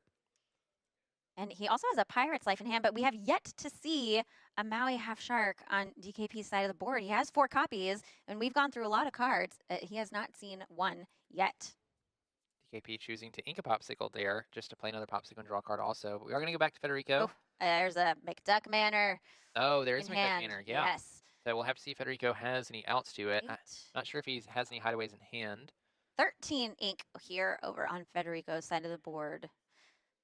I didn't catch any hideaways. I think we have a Scrooge we can play for free here. So we can play Scrooge for free when we exert 4 items. So we're going to exert all 4 items that don't need to be exerted to Right. use. Then we get to look at the top 4 cards of our deck. I see one hideaway that's Hideaway, going to have to go to the bottom. Tamatoa So Shiny is there, and that's the one that gained. I don't think we pulled any items off of that. Uh, So Federico and- missing. He has only 3 copies of Tamatoa So Shiny, which means one, I think, I think one went in it the went to the Inkwell. Inkwell from the Hades Yep. from DKP, and now one is on the bottom, very of bottom. his deck. So he only has 1 more that he can hopefully find this game. We're going to play a Popsicle, draw a card, get another Sapphire Coil. We'll decide. Oh, no, we don't have the workshops in play anymore. 2 of them are in the Inkwell. These players just, like you said, every single micro decision really making a difference. Counting up how much ink do I have? What can I play? What can I do here? Yeah, the sequencing is so important because you don't want to accidentally play cards without the ink to use them, or think to yourself, okay, well, I'll play this Fishbone Quill this turn, and then I can use that for an extra ink, and then end up playing things in the wrong order, and now all of a sudden you don't have the ink to play out the entire turn that you thought you did. It gets really it gets a little complicated as you get more and more ink in your Inkwell. Yeah. How do you think Federico is feeling right now? Those 2 Tamatoa So Shiny out of reach for him. 1 more hopefully he can find. He's still sitting at 0 lore. DKP is at 9. Of course, we know that these decks can swing real quick, but how do you think he's feeling? I think he doesn't feel too great here, having to use one of his other Sisu-empowered siblings just to banish this one for Tamatoa. Tamatoa. 'Cause he's only playing 3 of those, and so you really want to use those kind of on wide boards, and DKP is going to understand that this is going to be a long game. It's going to be kind of a game of attrition, and so DKP is never going to overextend, or he's going to try his hardest not to. Federico is going to need those Ruby cards to get lots of value. And there's that Be Prepared coming down. That was 7 lore that he had on the board, and followed up by a McDuck Manor. And see, with there's that- a brawl Oof. that Federico drew that he would have loved to use last turn instead of that Sisu. But we see the power of McDuck Manor, as you were saying, with the 9 willpower and 2 lore after the Be Prepared. Federico's really going to need to find an out to it quickly, and I don't see one in hand right now. He does play 4 copies of Hideaway. I forget how many that we've seen on Federico's side of the board. Have Well, we we saw one that went to one? the bottom of the deck. That's the only one that I've caught. I think Federico is looking at how many hideaways DKP's been played because he needs an item to play here. We're going to he play did put the Lucky Dime down. Federico feeling lucky here, hopefully, knowing that Lucky Dime will survive, knowing that DKP doesn't have anything else to deal with that dime as of now. And I think playing back to knowing that one of your Tamatoas is at the bottom of your deck, the other one's in your That's Inkwell, Federico's understanding, okay, this dime needs to be developed so that I can start getting lore off of all the characters that I play each turn, because the likelihood that I find this Tamatoa So Shiny and can end the game quickly with all these items is really low, because there's really only 1 more, and we don't know where it is in the deck. It is. We also don't have the workshops to dig for it either. I don't think we have How many any other workshops Tamatoa. does he He's have? playing 4, Okay. but 2 of them are in the Inkwell, and we can't find another. DKP is taking his turn now, using that vision of the future to find more cards that he wants to see. Found another Tamatoa, a Pirate's Life. Still no Maui Half Shark. Yeah, no Maui Half Shark. I'm actually so shocked that he has not found it yet. And that's actually, to me, one of the exciting things about Disney Lorcana. You know, every game is different. And there's so much variance, and you never know how a game is going to unfold. I know that DKP is looking for that shark. He's like, Maui, where are you? Yeah, Maui's definitely hiding. Luckily for Federico, I think we have answers to it, though. DKP may not know that he has that in hand, but we do have some Let It Goes. And with it, we're holding on to 2 Sapphire Coils and a Brawl, which would be enough. If we can get all 3 Sapphire Coils out, then I think you just have to ink once. That would be wild. You can Brawl the Maui Half Shark. I think if DKP could develop something like another McDuck here, that would spell lots of trouble for Federico. It really would. 1 McDuck Manor is hard enough to deal with. Having 2 out is more than a challenge. That's too many ducks. Too big of a mansion. Too big of a mansion. Scrooge, what are you doing? At some point, you get lost. You forget which room you're in. You end up in the money, the money room, swimming in the gold coins with Uncle Scrooge. So as we look back to DKP, we have... This is still the Vision of the Future, where he's decided these 5 cards here that we're looking at are what he's deciding to keep from Vision of the Future. I think he chose to develop your brain here out of that 5. We'll see if he plays it. He is. So he's digging. He is. I think so. He exerted 1. Yeah, he's digging for something. He picked something quickly. I'm not sure what he found. Was it the half shark? We will see. It was. Oh, I can't see. Is it another? It's another Visions. Okay. Well, so we're just digging. What are we looking for? We have another How Far I'll Go too. Another manor. Okay, so we did find a manor. Like you were just saying, that's what he takes. He found the manor, and we have the ink to play it. That is going. Federico's going to need to find those hideaways to deal with this, because 2 McDuck manors, neither with any damage on them. Yeah, I mean, that's 18 willpower there. 18 willpower, 4 lore every turn at the start of DKP's turn. Federico doesn't have a character to play, doesn't have Maurice's Workshop to draw cards. Oh, and a Vitalisphere off the top. That is not going to help him. Oh, this is brutal for Federico. If he could just find a way to get the ball rolling again.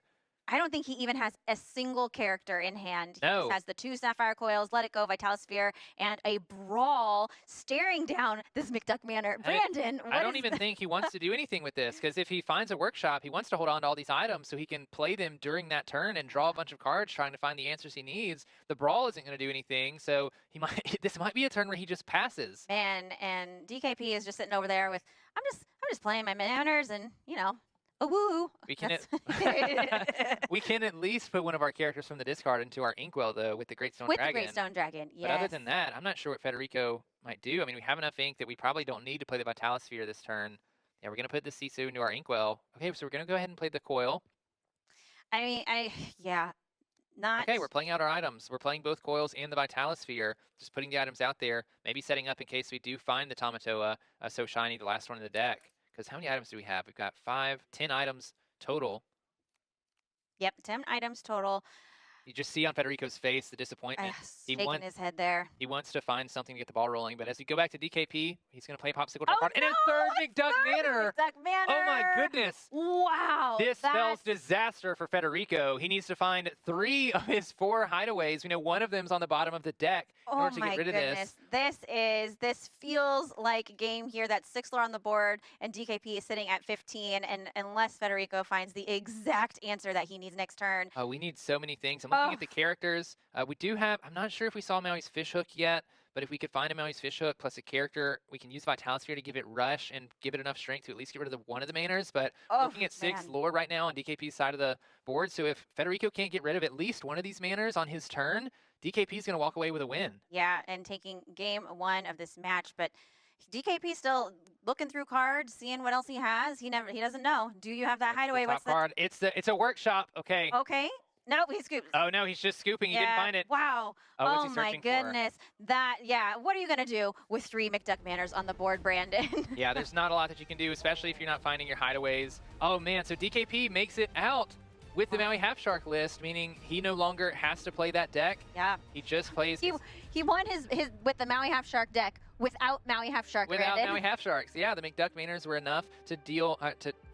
to get him to 20 against a deck that's playing 4 hideaways. You would think Federico was completely set up to counter DKP's deck list in that way, and the cards just weren't in his favor. But like I was saying earlier, this DKP is the Maui Half Shark player. I think he understood the importance of those Maurice's Workshops, held onto the 2 hideaways as long as he could. When we saw the 2 Maurice Workshops come into play, DKP used them on those Maurice's Workshops, and it just kind of stopped Federico in his tracks. Yeah, I cannot imagine the number of games that DKP has played with this Ruby Sapphire list, and of course getting those reps in. He knows that deck inward and outwards and upside down and backwards, and that was a masterclass in Ruby Sapphire. Absolutely, and so DKP only has 1 deck left that he has to win with if he wants to move on to the semifinals. Federico can choose to play his Ruby Sapphire deck again, or he can choose to play his Amethyst Emerald deck as well. Yeah, so DKP is going to be on his Amethyst Steel list, and it looks like Federico is choosing to keep his Ruby Sapphire list in hand. What do you think about this matchup with the Ruby Sapphire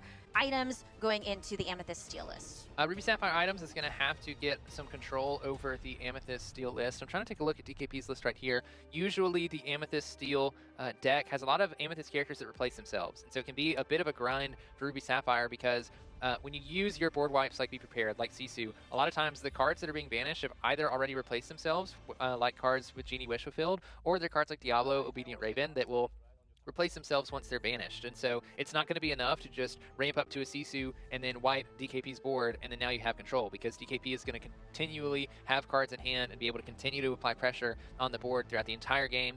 There might be a couple cards. Yeah, I see 4 Merlin Goats in DKP's list as well, so there's ways for him to gain lore immediately, meaning that Federico is going to have to find ways to keep DKP's lore total down, because Federico is not playing the Ruby Sapphire list. It's playing cards like Pirate's Life or things like that can sort of counter those lists that get to 16 or something and then are able to push their way through. Yeah, the thing that I'm excited to see in this Amethyst Steel deck, if I'm being completely honest, is there's brooms! There's brooms, and there's Yensid, the powerful sorcerer. We have brooms in the house, which I just love to see on the world stage here. I think brooms are such a Disney Lorcana community favorite since the beginning. We love the brooms, love to see it, and I love the synergy between the Magic Brooms and Yensid, and that will be fun to see if he can kick that off. Yeah, yesterday we saw DKP pilot this list as well, having a really great opening where you do the 1-drop broom, followed up by Yensid, followed up by another Yensid and another broom on the turn after, and then on the turn after that you can quest for 6 with Yensid, because of course if there's 2 brooms in play, Yensid gets 2 extra lore to quest with,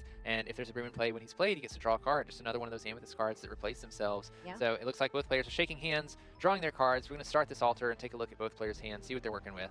Now, Federico being on the play here, how do you think he's feeling being on the play? What is he looking for here? It's almost always better to be on the play just because you get to do stuff first. And so the thing that Federico is trying to do, I we just want to do things. doesn't change too much. I think you're still looking to ramp if possible. You might be looking for cards like your Sisu Daring Visitor, because if you can do something like ramp on turn 2, on turn 3 you can either play that Sisu Daring Visitor, or you can play something like a Scrooge to establish a large body, and then on turn 5 you can play a Sapphire Coil, ink a card, play the Sisu Daring Visitor. You're just kind of looking for ways early on to slow DKP down, banish those characters before they're able to quest, because he might be drawing a bunch of cards, but the name of the game is keeping him from 20, essentially. He can draw as many cards as he wants, he can cycle as many cards as he wants, but if they're not getting any lore, then he's not winning the game. Yeah, and DKP has that full bounce package that we all know and love with Madame Mims and Merlin, and he also has that giant Cobra, which is a super fun card. Yeah, another card that will gain lore instantly, gain 2 lore just for discarding a card. Discard a card, and in this deck, I mean, Amethyst is known for being great at drawing cards, so I doubt that DKP will ever have a hand where he wouldn't be afraid to discard a card to gain that lore. Yeah, absolutely. So we're off to the races! Off to the races. We're going to see Federico on the play. We can get rid of these hideaways because we're not worried. We could have used those last game. Sure. But we're going to play a Popsicle, draw a card, and then pass it over to DKP, see what he's doing on his turn. Oh, there's that giant Cobra. We have we do have a broom that he can play down on turn 1. Yeah, Federico looking at the hideaway going, where were you last game? I noticed I don't see any Yensids in DKP's I didn't see any Yensids. We do see that magic broom come down. This is the magic broom Illuminary Keeper, keeping everything nice and tidy. Whenever you play another character, you can banish this character to draw a card. And yeah, it's another card that can help you draw, replace itself. It does go into your discard, but you get to draw. Yeah, I'm trying to look at Federico's hand as well. He may be missing our turn 2 ramp, because I don't think... Gosh, you are right. Donald there between the This, fishbone and the sapphire. I think he has a Scrooge in hand, maybe. I can't see what it is, but we definitely don't have our turn 2 ramp, which is something we're looking for. We can play a sapphire coil on this turn if we want to. Just means we're not going to be able to play that Scrooge on the turn after like we're normally looking for. Yeah, what is the cost to play Scuttle? 2. He has a 2, cost. so he could play Scuttle and look for items if he True. wanted, or he could play the Sapphire Coil. I think those are the only 2 options in his hand for what he could do here on turn 2. Taking some time to think about what he wants to ink. Okay, ink the Scuttle, play the Sapphire Coil. Yeah, establishing a card that will help him banish characters in the future and allow him to take favorable challenges, being able to reduce the strength of characters. DKP is going to quest with the Magic Broom here before we play a character. Sure. We'll see if DKP decides to banish the broom to draw when he plays a character or leaves the broom in play. Looks like he drew a dock for turn. Smee coming down. Smee, bumbling mate. We're looking for. So a 2 lore quester for turn 2. Pretty good stats. DKP maybe deciding if we want to banish the broom or not. I love Passing Smee. the turn. He's such a fun card, such a fun character. I love the art on this. And I don't know if you've ever interacted with Smee at the Disney parks, but No, I haven't. he's really fun to me at the Disney parks. Him and Captain Hook both. I love the characters walking around the parks and meeting them. Yes. I'm able to go. They're usually really fun. Federico does find that Maurice's workshop, though, off the draw. We'll see if he establishes that this turn. I can't imagine why not, especially because I think he wants some more things in his hand, some other things in his hand. Yeah, you definitely want to get it established. I'm also looking at this Brawl in hand, because if we ink for turn, we can use the Sapphire Coil to reduce the Smee and use the Brawl on the Smee. Yeah, Smee, I mean, he does, when he is exerted at the end of your turn, he takes a damage unless you have a captain character in play. And so if you can gain up to 6 lore off of Smee, like that's huge. And so Federico might be saying, I would like that not to happen, please. I do not want you to get 6 lore off of Mr. Smee. That bumbling mate can bumble away. And that is what we're going to see here. Just like you said, putting that fishbone quill in the inkwell, using the sapphire coil, and brawling Mr. Smee into the discard. Yeah, I mean, like you mentioned, the 2 lore early on just adds up very quickly. And as we talked about earlier, the name of the game is just going to be keeping DKP as far away from 20 as possible, because Federico doesn't have a way to reduce that lore once it's gained. And we know that Amethyst Steel has plenty of cards to gain lore instantly. But DKP is going to respond with a Chernobog Followers and another Smee on turn 3, choosing to go a little bit wide as we pass it back to Federico. And that Magic Broom, of course, could be banished, but I think he's saving that for just the right moment. Yeah, I think he's realizing that as long as Federico doesn't have any characters in play, there's not a likelihood that Federico plays a rush character just to banish this broom. So there's no reason to banish the broom early. The broom has gained 2 lore so far and can continue to gain lore as long as it's there. So you don't want to banish it too early. We are going to get a Vitalis Sphere off of that Scrooge this turn, though, as we play it, establishing a 4/4 character. Yeah, he unfortunately did not get to play Scrooge for free. No. Scrooge had to pay full price. He can afford it. He doesn't like to do He doesn't that. like to. He doesn't. He can afford it, but he doesn't like to. He's very stingy. Scrooge. Arguably why he's so rich. Arguably, indeed. We are moving back to DKP, and we'll see if he decides to continue going wide. Go ahead and quest with this Chernobog Followers first. We can banish it if we want and draw a card before we make any decisions. It looks like that is what we're going to do. Doing it, and he got a fox. Madam M. Fox. Yeah, I think what's interesting is, like you kind of alluded to, is DKP's list is just much faster overall than this Ruby Sapphire deck, and so Federico knows he needs to keep him in check. A lot faster, and it can be tough for Federico because, you know, Federico's deck is a control deck, and it sort of gets a lot of value through cards like Be Prepared and Sisu that can banish a big board after a player's overextended. But when you're playing cards like all of the Madam M package and you're able to bounce cards back to your hand, DKP can kind of constantly present a board that Federico's not happy with, but isn't getting a ton of value out of something like a Sisu or Be Prepared. But we do see DKP playing this Giant Cobra, discarding a card, and gaining 2 lore from that. Yeah, he discarded the Dock that he had in hand because he had another one. He's like, I don't mind. I will say goodbye to Dock because he has a twin brother right here. Otherwise, that's one of the key cards I feel in this Amethyst Steel deck is having that Dock so that when you run out of cards, you can play him on board and draw 2 cards. Yeah, first I find that these Docks come in pairs for some reason. You don't want them to be together, but they always find their way together. You'd rather play one and, you know, draw into another one. Yes. So, like you mentioned, DKP not too upset about getting rid of that Dock just to gain the extra burst lore, pushing himself up to 8. Yes. I know there are many Dock believers out there who've been fans of that card from the beginning, and I feel like we have really seen how Dock can be super instrumental in these decks.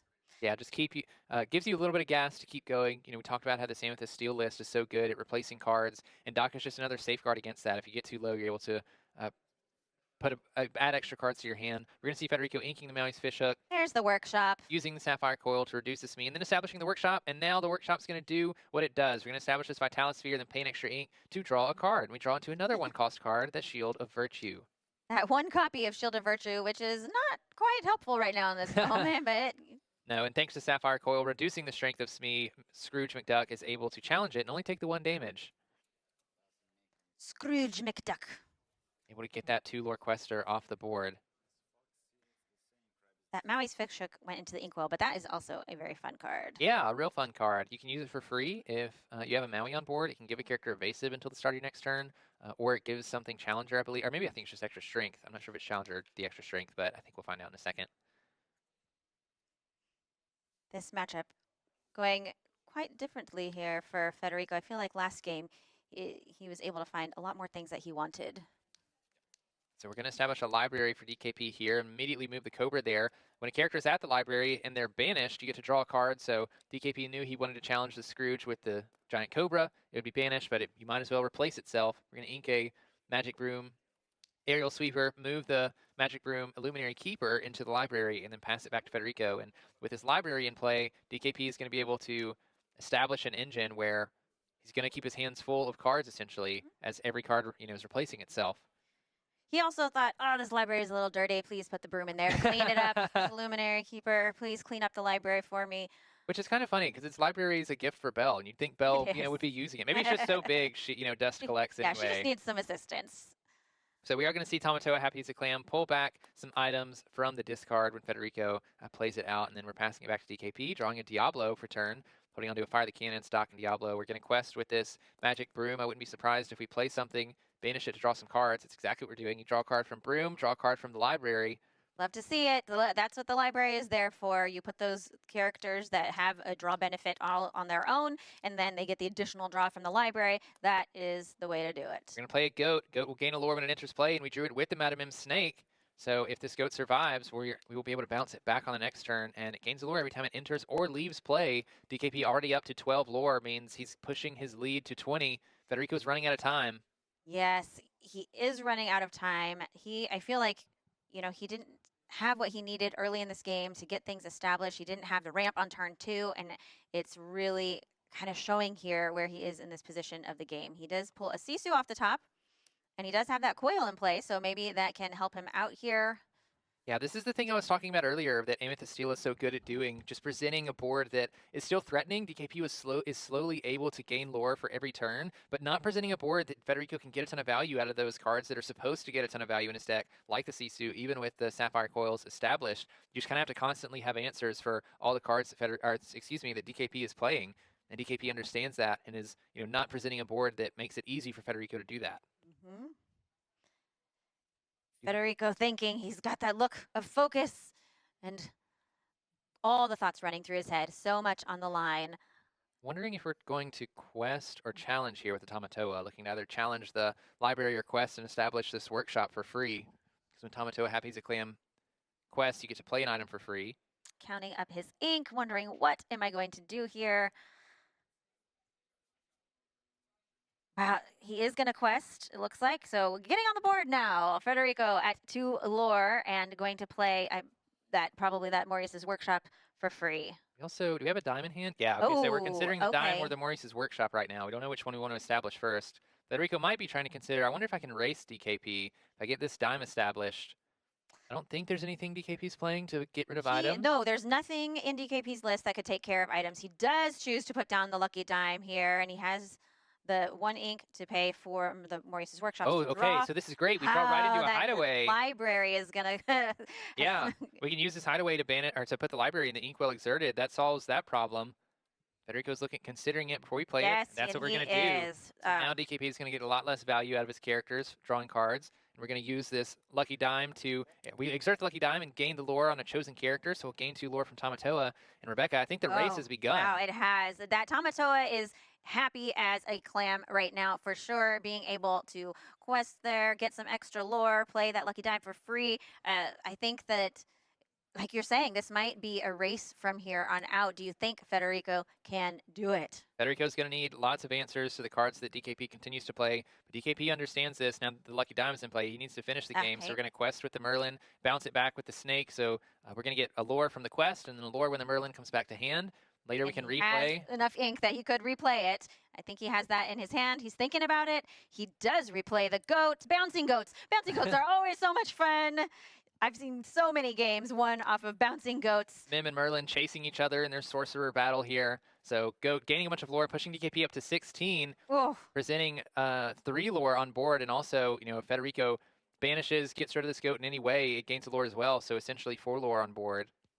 now he does, I believe, did he get a Sisu? He did get a Sisu have a in Sisu. hand. So, and he has 1 Sapphire Coil in play. Also has a Be Prepared in hand if we Ah. wanted to use. So we need an extra way to ink, and I don't think we have one. We're putting the... Coil, yeah, we're going to coil onto Merlin, playing 8 There's the Sisu. for the Sisu. So DKP will gain 1 lore from the goat, and he gets to draw a card from Diablo, but now he's left with just the snake, and that Sisu empowered sibling coming down again. And Tamatoa, is he going to play? Does he have another item he could play for free here? Yeah, I think we have a Maurice Workshop in hand, requesting for 2, trying to get ourselves closer to 20. Maybe He's we don't. passing turn. Yeah, unfortunately, not enough ink to activate that Lucky Dime again, but he needed to play that Sisu here. Yes, he needed to get rid of DKP's characters for sure. DKP is very close to winning this game and moving on to the semifinals at 17 lore. All he needs is a couple characters to stick around, or if he can find a goat or a giant cobra to gain some instant lore. Of course, DKP doesn't know that Federico has that Be Prepared in hand. So even if he does develop his board wide here, Federico knows that he has an answer for it. What Federico doesn't know, though, is that DKP has another library in his hand. Yeah, and we also saw Federico ink that hideaway as well on the last turn. So that's 2 hideaways down for Federico. DKP might be considering, okay, you know, Federico has enough strength on board to challenge and banish this library if it enters play. What's the likelihood of how far I'll go? What's the likelihood of removal that Federico has if I go wide? How many characters do I want to play? Unfortunately, he has like the library and Turn-Box followers, but he can't really use them at the same time or when they get played on the same turn. So Yeah, and he has the dock in hand is the 3rd character that DKP has. He is really, I think right now he's just running through his mind every possible situation. The library actually going into the inkwell. Maybe playing out all his cards, putting that dock, okay? Hey. And so we're going to draw 2 cards. What does he get here off the top? Another dock, it looks like? 2 docks! I said they come in always fit pairs, people. Those dwarves like just stick together. Oh my goodness. We found another Fire the Cannons and a broom, a Magic Broom Aerial Sweeper. Aerial Sweeper. Okay, he's going to quest for 1, and he does have some ink left. He could put something else out onto the board here. And that Fire the Cannon's really not going to do him any good. No, it looks like DKP is going to pass the turn, though. We've played out enough characters that I think he's forcing Federico to have it or not have it. We know that Federico has it, at least through a Be Prepared, but we don't really even want to be playing Be Prepared because it's banishing our characters too. Granted, we can quest with them before we're done. How much ink do we have? What did Federico just draw on his turn? I didn't see.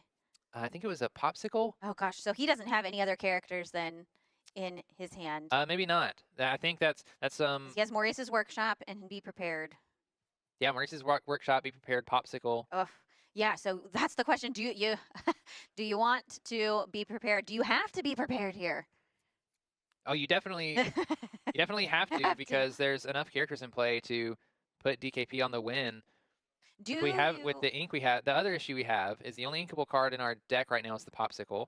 And so if we ink a card up to 9, we can quest for 5, use the Lucky Dime to get another 3 so we can get 8. And then we can play the Be Prepared afterwards, so we have to ink up to 9. Or do you use Sisu to sing Be Prepared? Yeah, you could do that as well. I didn't think about that play. We could establish a Workshop or the Popsicle and use it to draw a bunch of cards. Because then you could maybe play something else. Yeah. Yeah. If you could draw a couple cards, get a character in hand, and use Sisu to sing Be Prepared, and then have a character that you could put down right after, possibly. So it looks like we're gonna play the Popsicle for free. Go. With the Paying Tamatoa. 1 from the Workshop, Fishbone. I think Federico's just trying to not spend too much ink. Yeah, he's saving that 7 over there, saying, "This is my reserve." The emergency red button if you need it. Yes. Do we need to call in Scar and all of the hyenas and do a musical number? Yeah, the question is, like you mentioned, do we use CCU to just sing it and just draw a bunch of cards, establish the other workshop, establish the fishbone quill, try and draw some into some stuff that we need? There's actually not very many characters that could sing Be Prepared, and Sisu is one of them. And I don't know, I feel like it looks like he's getting ready to exert some ink. I think he's also trying to consider saving enough ink to use Lucky Dime on this turn. Yeah. He has to keep catching up to DKP. DKP's getting way too close for comfort. Yep, he could use the Lucky Dime, like you were saying just earlier, to gain 3 from Sisu before he does the Be Prepared. I don't know. He has some decisions here to make. They are not easy decisions. He's thinking about it. Yep, Lucky Dime. Use the Lucky Dime here. Gain 3 lore, pushing him up to 11. Okay, what's next, Federico? What do you have for us? At this point, I think we're too far gone to pay for the Be Prepared, so Sisu will have to sing. And we can't find another Sisu to play to help us out here, so I think I almost guarantee the Sisu singing Be Prepared this turn. Yep. Okay, is he going to play the Fishbone Quill here? Or he's looking to play the Fishbone Quill and then counting how much, if it's worth drawing off of the Maurice's Workshop. Maurice's Workshop again. Wow, there's so much on the line here. So much. So we're going to play the Fishbone Quill here. Lets you exert it and then put any card from your hand into the Inkwell, which we're going to do. Exert the Fishbone Quill, put the Let it go into the Inkwell. Exert 3 for Maurice's Workshop, and then sing Be Prepared. Okay. Well, that saves him for one more turn. We have Be Prepared, and we have the goat coming down right away over on DKP's side of the board. Woo! Going to 19. Does he have a way to bounce the goat or banish it? Federico has to win on this turn because he can't banish the goat. What did he draw? Another Be Prepared. And that's not going to do it. That DKP. is DKP taking the win. Wow, that was incredible. We saw a masterclass in Ruby Sapphire from DKP in game 1, followed up by Amethyst Steel pulling out the win there. What a match, Brandon. What a match. Federico had some rough games there against DKP, especially playing Ruby Sapphire. But, if you're going to play Ruby Sapphire against one of the better Ruby Sapphire players, DKP knows the ins and outs of all of those decks. And so he played those perfectly. Greetings and salutations, my fellow Eliminators. We are here with DLC Australia winner and now your second semifinalist. We have DKP. Congratulations on your victory. I think it was well played. Just talk to us about the emotionality. Talk about how you're feeling right now going to the semifinals in this tournament. I feel I'm so excited. I'm so excited. Let's go. Pumped over the moon. Okay, so if you guys are just tuning in, this is the DKP, the Ruby Sapphire deck with the Sharks. It's typically known as a DKP deck, but you got to play it in this matchup. Can you just talk about that process? Were you thinking he was going to bench that deck in a fear, or I know that matchup is kind of favored more towards the other. Talk about that matchup a little bit. So first, I was on the play because I'm higher seed. Yep. That's really important because that just automatically made him not benching my Ruby Sapphire, because if he bans my Ruby Sapphire, I'm left with 2 really aggressive decks where his Ruby Sapphire cannot win against. Doesn't even matter if he's on the play or on the draw there, because he doesn't play Bell, he doesn't play Rush Maui. I know that, so I knew he wasn't banning this. He was likely to ban my Hyper Aggro, like it was a rematch from round 4. Right. It just makes sense. If I'm on the play and he leaves me the Hyper Aggro, I will win 100% with that deck on the play. Or not 100% if I prepare, I don't, but yeah, most likely I will win. That means he will bench the Hyper Aggro green-yellow. That leaves me with my Purple Steel, Amethyst Steel, and Ruby Sapphire deck. And now I had to think about, okay, if I start with my Amethyst Steel, I'm most likely to win against both decks because I tested both matchups, they were really good. But then the issue is, it will come down to the mirror. So I just decided, let's start with Ruby Sapphire, because there's an off chance that he will start with Emerald Amethyst. If he does that, I'm also most likely to win with that deck. So that leaves me with Purple Amethyst Steel against 2 really good matchups. So that's why I decided to run Ruby Sapphire first. But I also predicted that he will think, okay, if I run Emerald Amethyst into this matchup on the draw, I will likely lose. So he did also decide to play the mirror match. And of course, this mirror match was scary because Federico played items with 4 hideaways. Yeah. That was really scary. And I myself only played 2. Luckily for me, I saw both. He only saw 1 early enough. The other one was way too late. And yeah, that worked out. And because I won the mirror match on the play, it probably left him with like just a slight chance to win the entire match, because my purpose here is really good on the draw against Ruby Sapphire and is really good on the draw against the other deck too. It's really good on the play against both decks. So at that point, I was confident. I just needed to win the mirror match, which fortunately I did. All right, talk about that locations. You had all those McDuck manners on the board. Your opponent could not find a hideaway in time. When did you know? Is that when you knew you turned the corner and you were going to victory was imminent? Around that, because I looked at the hand of size of my opponent, right? Since this deck also took a lot of removal, there were probably a lot of Sisus, Be Prepared sitting in the hand because he wasn't doing much, right? That also means I didn't want to play that much into my shark, because if I develop my shark there, it just gets removed. That's why I skipped all the sharks when I went through my deck with all the cards. And yeah, I decided to find my manas, which rewarded me, because at one time I could have taken a Tamatoa off the vision, but I took the Development Brain to dig deeper, and then I found the McDuck mana. And yeah, the McDuck mana are still a really good win condition, even though they are 4 hideaways, because especially if you play out McDuck mana early, what do they want to do? Like if they hide you go into 6, you can go Tamatoa or Shark. So that one will always stick. That's how I won against him in round 4, by the way. I stick 4 manas. Yeah, that's a really good win condition then. And I also tried to bait him into using Hideaway into the Merlin's Carpetbag, because I inked all my Popsicles, leaving me with 1 Popsicle, 1 Merlin's Carpetbag, and to let him think, oh, if I have 1 Hideaway now, I need to use it on this and stop the drawing, because I drew like 6 cards in that game. And the less Hideaways he can use on my mana, the higher chance I have to win. So yeah, that was the entire gameplay revolved around the McDuck mana. Absolutely. All right, well said, DKP. I want to be the first to congratulate you on your ticket to the semifinals. And we're going to let you take a quick break because you got a long wait before your next round comes in. So with that, we're also going to take a break. So my fellow Lumineers, keep it locked. Don't touch that dial. We got the semifinals coming. Oh, excuse me. We got one more round and then the semifinals coming your way here very soon. Off on the draw. He is going to be very comfortable with this deck. I think he has probably the most reps on the strategy. But how many reps have you put in versus Ruby Ember? That's the question you have to ask yourself. What lines of play? I don't know how many reps, because you didn't think you were going to be facing this, but that's going to be an interesting thing we're going to watch. And the specific build of Amber Ruby as well, because we're waiting on the deck list at the moment, but from my recollection of taking a look at the list, this isn't the Mufasa build. No. This isn't a racer. As much as I've been hoping for races over the weekend, I've been denied, but I tell you, it absolutely is all gas, no brakes. Incredibly aggressive strategy. We're just working on getting those deck lists, but what I think is really interesting here, JD, both players getting to play their favorite deck here.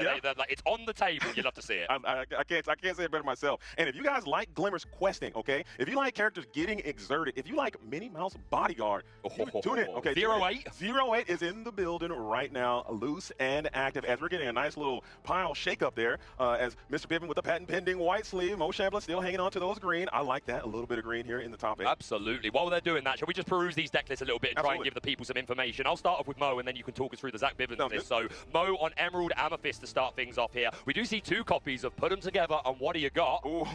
Bibbidi bobbidi. I probably put JD on the spot there.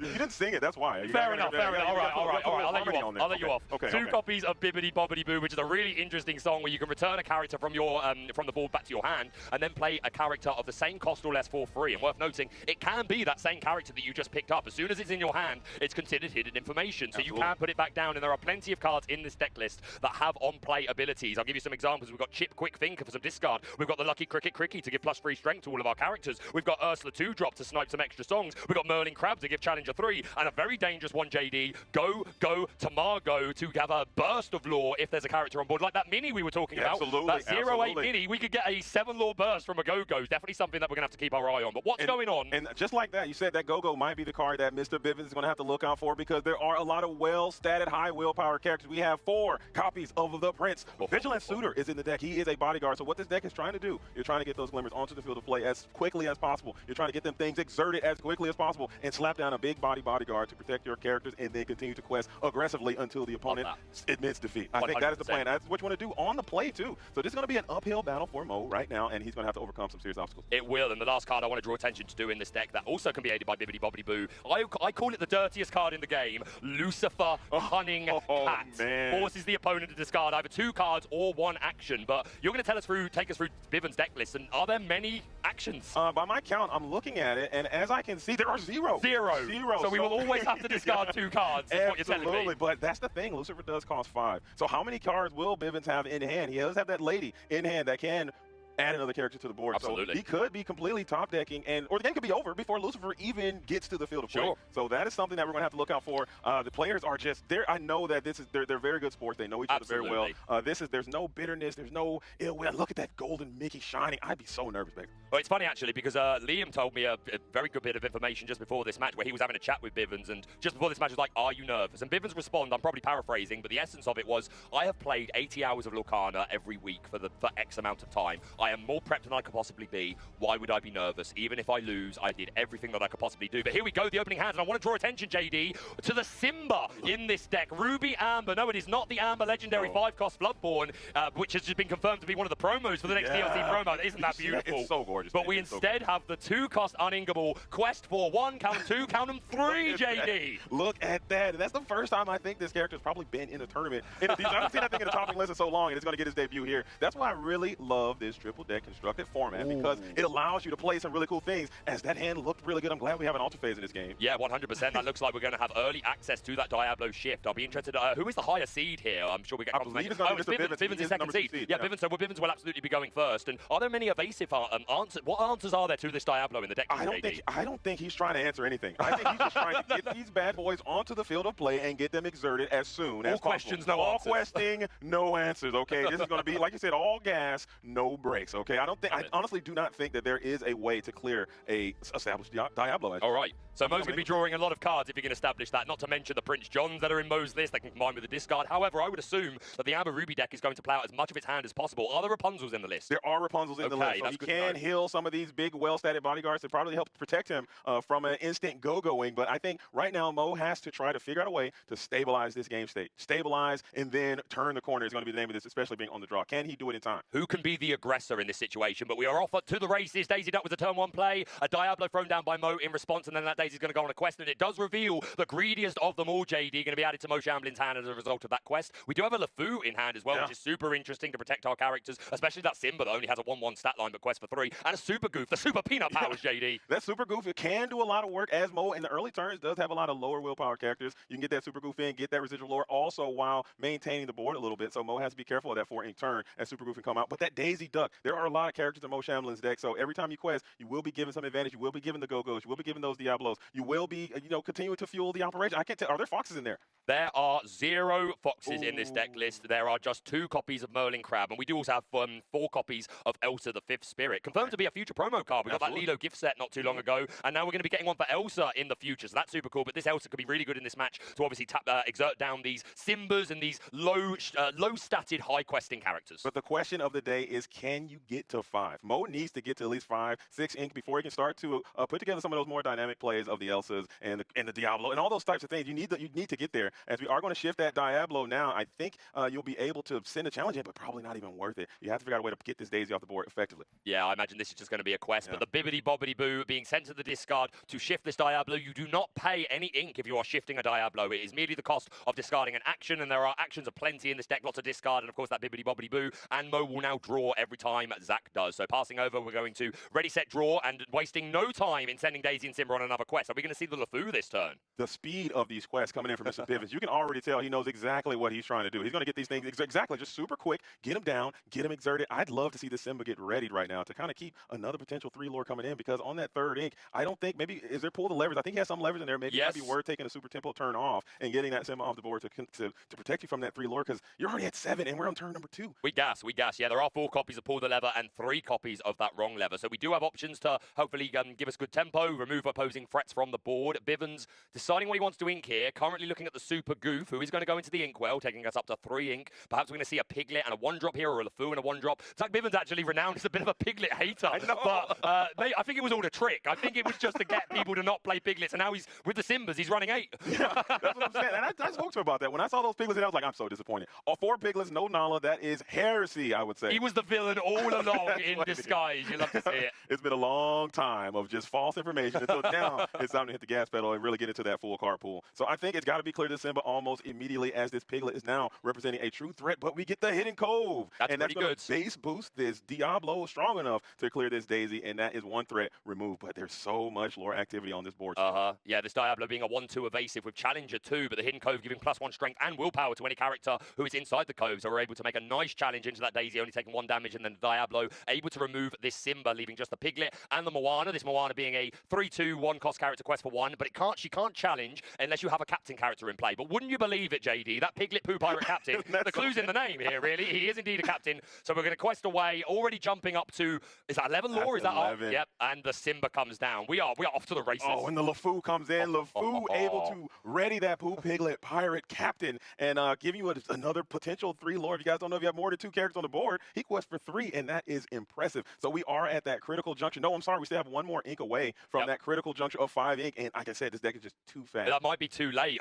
Zach Bivens is clearly not paid by the hour. He's clearly here just to get the job done, and you can't blame him for that. Mo realizing he's in a really tricky position here. Obviously, this deck wants to take the time to discard the opponent's hand, accumulate resources via the Prince John, but Zach Bivens not really allowing enough time for that to be a viable strategy. How many cards does he have left in his hand? I can't say. I think it might be. Is it 0? He might be holding on to none by now. A completely gassy hand just to get the board down. He might have some. I can't tell. We'll find out shortly. We'll see. We'll see. Definitely 4 ink over there, kind of off screen a bit. Possibly. But definitely 4 ink. And this board, how much lore is he threatening right now? 1, 2, 3, 4, 5, 6, 7, 8. So we're not threatening game per se, but still putting a lot of pressure. The Diablo is going to make a trade into that Moana.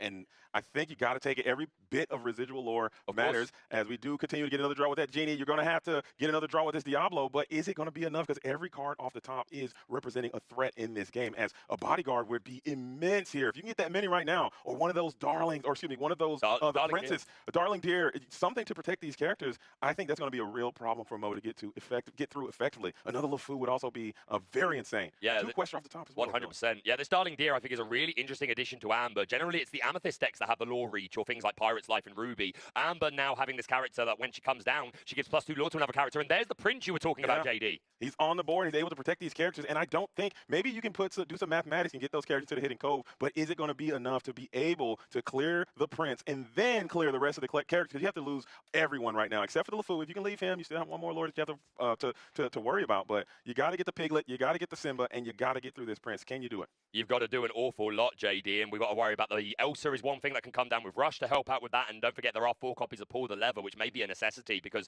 Zach is at 18 lore with 1, 2, 3, 4, 5, 6, 7, 8 lore on board. This Genie and Diablo will both be able to, well, to be fair, we've got to go through the Prince first, so we can't, unless we've... you can wrong lever the Prince. We can wrong lever the Prince, that's and then I think the Piglet is absolutely, the Piglet and the Simba both got to go, JD. They got to go. That's the line. I think if you have that wrong lever, you wrong lever the Prince, you get the Diablo into the hidden cove, you send the Diablo into the Simba. This is also quite good. You got the bodyguard. Oh, so we do get the challenge in on the bodyguard. A little slight missequence coming in from Mo there. I'm sure he wants to take that one back. Yep, so the Cricky coming down, giving +3 strength to all characters. Mo instinctively wanting to send the Diablo into the Simba to draw a card, but this bodyguard is indeed there, so that won't do it. I think we took it out courtesy of the Diablo. This Prince obviously having 0 strength, and then we are able to answer the Simba, and that's a pretty good tempo turn. Mo taking back some control of the board. Can he remove this LeFou? Do we have Darling Deer? That's game if we have Darling Deer. I don't think he has Darling Deer. He has Jim Deer in the deck, so we don't have Darling Deer. There's another way of doing it. Gloid orange board off the top. And it's like I said, it's all gas, no brakes with it. This is a new racer who play, you gain 1 lore and your opponent loses the lore, and that's it. Zach Bivens takes game 1 of the final top 8 game at the World Championship. The Gloid, you've been gloided here at the top. I'm certain that was not on anyone's punch card. Let's swap this, JD. I want to see this. Let's have a look. I want to see what Zach Bivens has got going on. Okay, there's no Darling Deer, just the Jim Deer. But still an interesting card, but yeah, that's what is the name. It's Gloid Orange Boar, fierce competitor. So yeah, there's some uninteractive lore gain, and of course the Super Goofs we know. So to be fair, there were quite good odds there to find something to get us over the line. There was so much. You had a lot of different options to get to there. You had another bodyguard you could go through. You had some answers, but Mo was so very close to turning that corner and getting into a nice comfortable position. That Cricky, we missed that one. That was a great way to break up that board. Base boosting all of your characters, increasing them, giving them all +3 strength for that turn on play. So that was a dynamic turn. If he could have just stabilized a little bit more, he could have turned around a bit sooner. But that is probably one of the worst matchups that you could see, and you definitely didn't want to put that into your Ruby Sapphire match, which Mo is getting into now. These are the 2 lists for now. We've got Ruby Sapphire versus Amethyst Steel. So Zach Bivens on the deck that he calls his favorite deck. This is absolutely an in combination that he has played quite religiously throughout the Disney Lorcana season, so he's bound to feel very confident on it, but there can be a couple of different types of Amethyst Steel lists. So I'll talk us through this, and then JD, hopefully you can take us through the Ruby Sapphire list as well. So on Bivens' side of the board, we're seeing 4 copies of Palace Guard, Spectral Sentry, who is an illusion with that Vanish keyword. If targeted by an action, then immediately banish, but if they don't have actions, then this Palace Guard can certainly get a few lore at the beginning beginning of the game. We've got things like White Rose and Goats for that lore gain, and we're playing some Magic Brooms. We've got Cobras for the lore gain. There are Merlin Rabbits in here. Are there Docks? I'm not seeing any Docks. Okay, so we are not a Doc dot build. We are a Merlin Rabbit build with 4 copies of, and then along came Zeus. Yo, this thunderbolt! That's it. We didn't practice that. Okay, We didn't. That was natural. That was natural. But looking at Mo's deck, so again, as we've been stating all day, is that there are typically two types of the Ruby and Sapphire deck. One is going to be more of the Manor Shark deck, and the other is going to be more of the items deck. I personally like the items deck, and that is what Mo is going to be playing today. But note, he does have 2 Be Prepared in the deck, 4 Workshop, 4 Popsicle, 4 Sail, 4 everything all the way down to 4 Sapphire Coil. I don't think there is a Fishbone Quill. Oh, there are 3 Fishbone Quills in the deck, but only 1 Hideaway. So this game, again, Mo is going to have to assume the role of that control type player. Get this thing into the late game as effectively as possible. You got to ramp on 2. Yep. You got to hit your markers. You got to manage those workshops, and you got to try to stabilize for as long as you can, because Mr. Bivens can race out again, and he can take over. He can turn the corner relatively quickly. You're absolutely right. And these Amethyst Steel decks, I think it's important to highlight the differences. If you're playing things like Docks, then it tends to be the Amethyst Steel is always aggressive, right? Yeah. But if you're a Doc dot build, then you're hopefully going through as much of your hand as possible, playing it all out. It's super aggro strategy. But if we're playing Merlin Rabbits, that says that we care a bit more about having an element of control to the game ourselves. I mentioned there are 4 copies of Along Came Zeus and 4 copies of Strength of a Raging Fire to help us with that control. Obviously, you mentioned the Ruby Sapphire list takes its time to set up, draw a lot of cards, build up items, and Bivens is really going to be incentivized here to finish the game as quickly as possible. But JD, I have one question for you.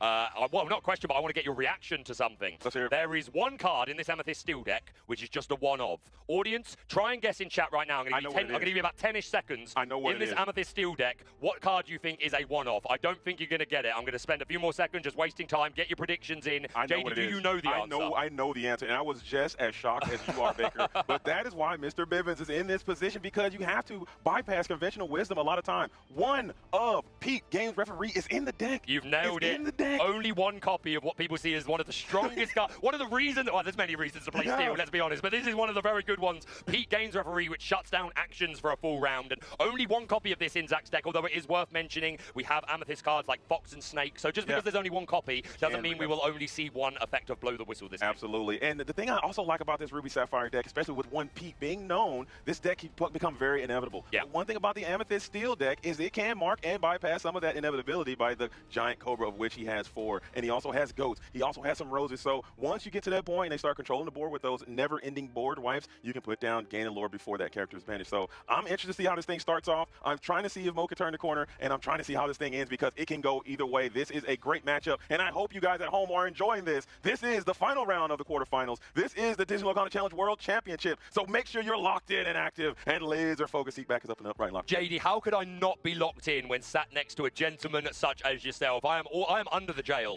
at this point. But yeah, I think this is a beautiful story as well. Zach Bivens and Mo both bringing their families to Disney World to share this experience. My understanding is they've both been here for a few days before the event to share that time with the family, but just both incredible human beings. But let's get into the match. It is going to be Mo Shamblin on the play. If you're only just joining us, you've missed a lot for a start, but thank you for being here. And we only see the turn 1 ink visions and pass from Mo Shamblin. No ice cream. No popsicle for Mo this time, but he does have that 2-cost ramp in the form of Tipo Growing Sun, and I have a little bit of beef with Tipo. We're not going to talk about that here in the Disney World Championship, but you know, Tipo Growing Sun is in hand, typically coming down on 2 to accelerate your ink a little bit, is what your deck's trying to do, going from 2 to 4 as Tipo's being sent down. What card are we putting down? Maybe one of those high-cost uninkables?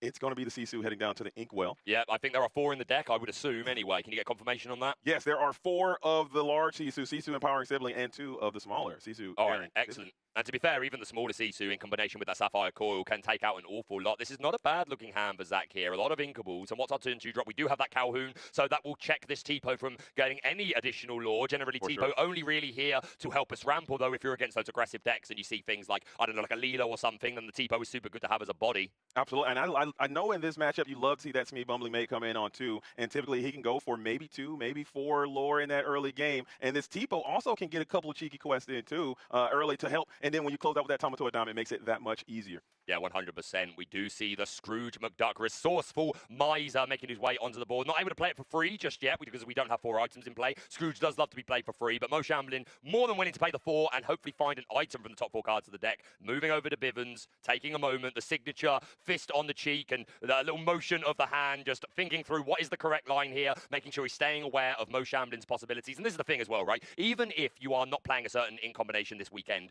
if you're a world-class player, you need to know how they all work, For sure, right? for Like sure, you for might sure. be known for a certain deck, but it doesn't mean that that's all you can do, right? And I bet these players have been testing with everything leading up to this event. I don't think so. I think they just play their one deck and they just turn it off. I'm kidding. I guarantee you all of these players know how to play these decks just as good as the next player. And I'm certain I've seen Zach Pibbs in other tournaments, and he's been playing a lot of different strategies, maybe trying to throw people off the scent. I saw him on this very same build that Mo Chamberlain was playing, just to better learn the lines of play against decks that you will potentially be facing. So I think that's a nice heads-up strategy. We get in the White Rose, gaining another residual lore, keeping that Calhoun up and active, electing not to quest in fear of a Scrooge rebuttal, as we will put down the Tamatoa in the workshop. It's set up. Tell me about this card, Baker. This Maurice's Workshop, the engine that is keeping Ruby Sapphire items going. It's a 3-cost uninkable. Whenever you play an item, you may pay an additional ink to draw a card. So basically, all the items in Mo's deck now represent an extra card draw, as long as he's got an extra ink to pay for it. And Porpsicle can be drawing you 2 cards. And this sure adds up, right? Especially if you've got multiple workshops on the board. This is exactly what you want to see in the early part of the game. But Zach coming, here I come, as the GOAT comes down on the board. You're going to gain 1 lore. These Amethyst cards having a lot of residual lore, as you like to put it, JD. And now we're going to see strength of a raging duck to send that Scrooge McDuck right back to the lore book. I love it. And Maurice's Workshop is one of those cards. When I'm playing in this matchup, when that card comes down, now it's time to get real. You got to lock in. You need to win this game quickly, because that is how you keep that advantage engine going. Because if you don't have that workshop set up, you will indefinitely run out of cards, run out of resources. That's how you do it. So now the workshop set up, I'm sure Mr. Bivens sees that, starts to get these glimmers going as we're going to sing that strength onto that Scrooge. So now Mo needs to continue to elevate the game plan. Let's see what we got there. We still got that vision of the future. Is it time to vision up here, or is it time to get some of those coils established? I mean, this is, I don't think we've inked this turn, so we are only 1 turn away from being able to play that dreaded Be Prepared, which is certainly something that Zach needs to bear in mind. Only 1 copy of the Pete in the deck, as we already mentioned, to try and shut off those actions. Mo going to ink that vision of the future, not looking for a prophecy at this moment in time. Instead, it is going to be the Maui Hero to All, and an enchanted one at that, going to come down, that rush keyword, taking out Calhoun, and then we're going to eat some ice cream. Ice cream can heal all injuries, apparently.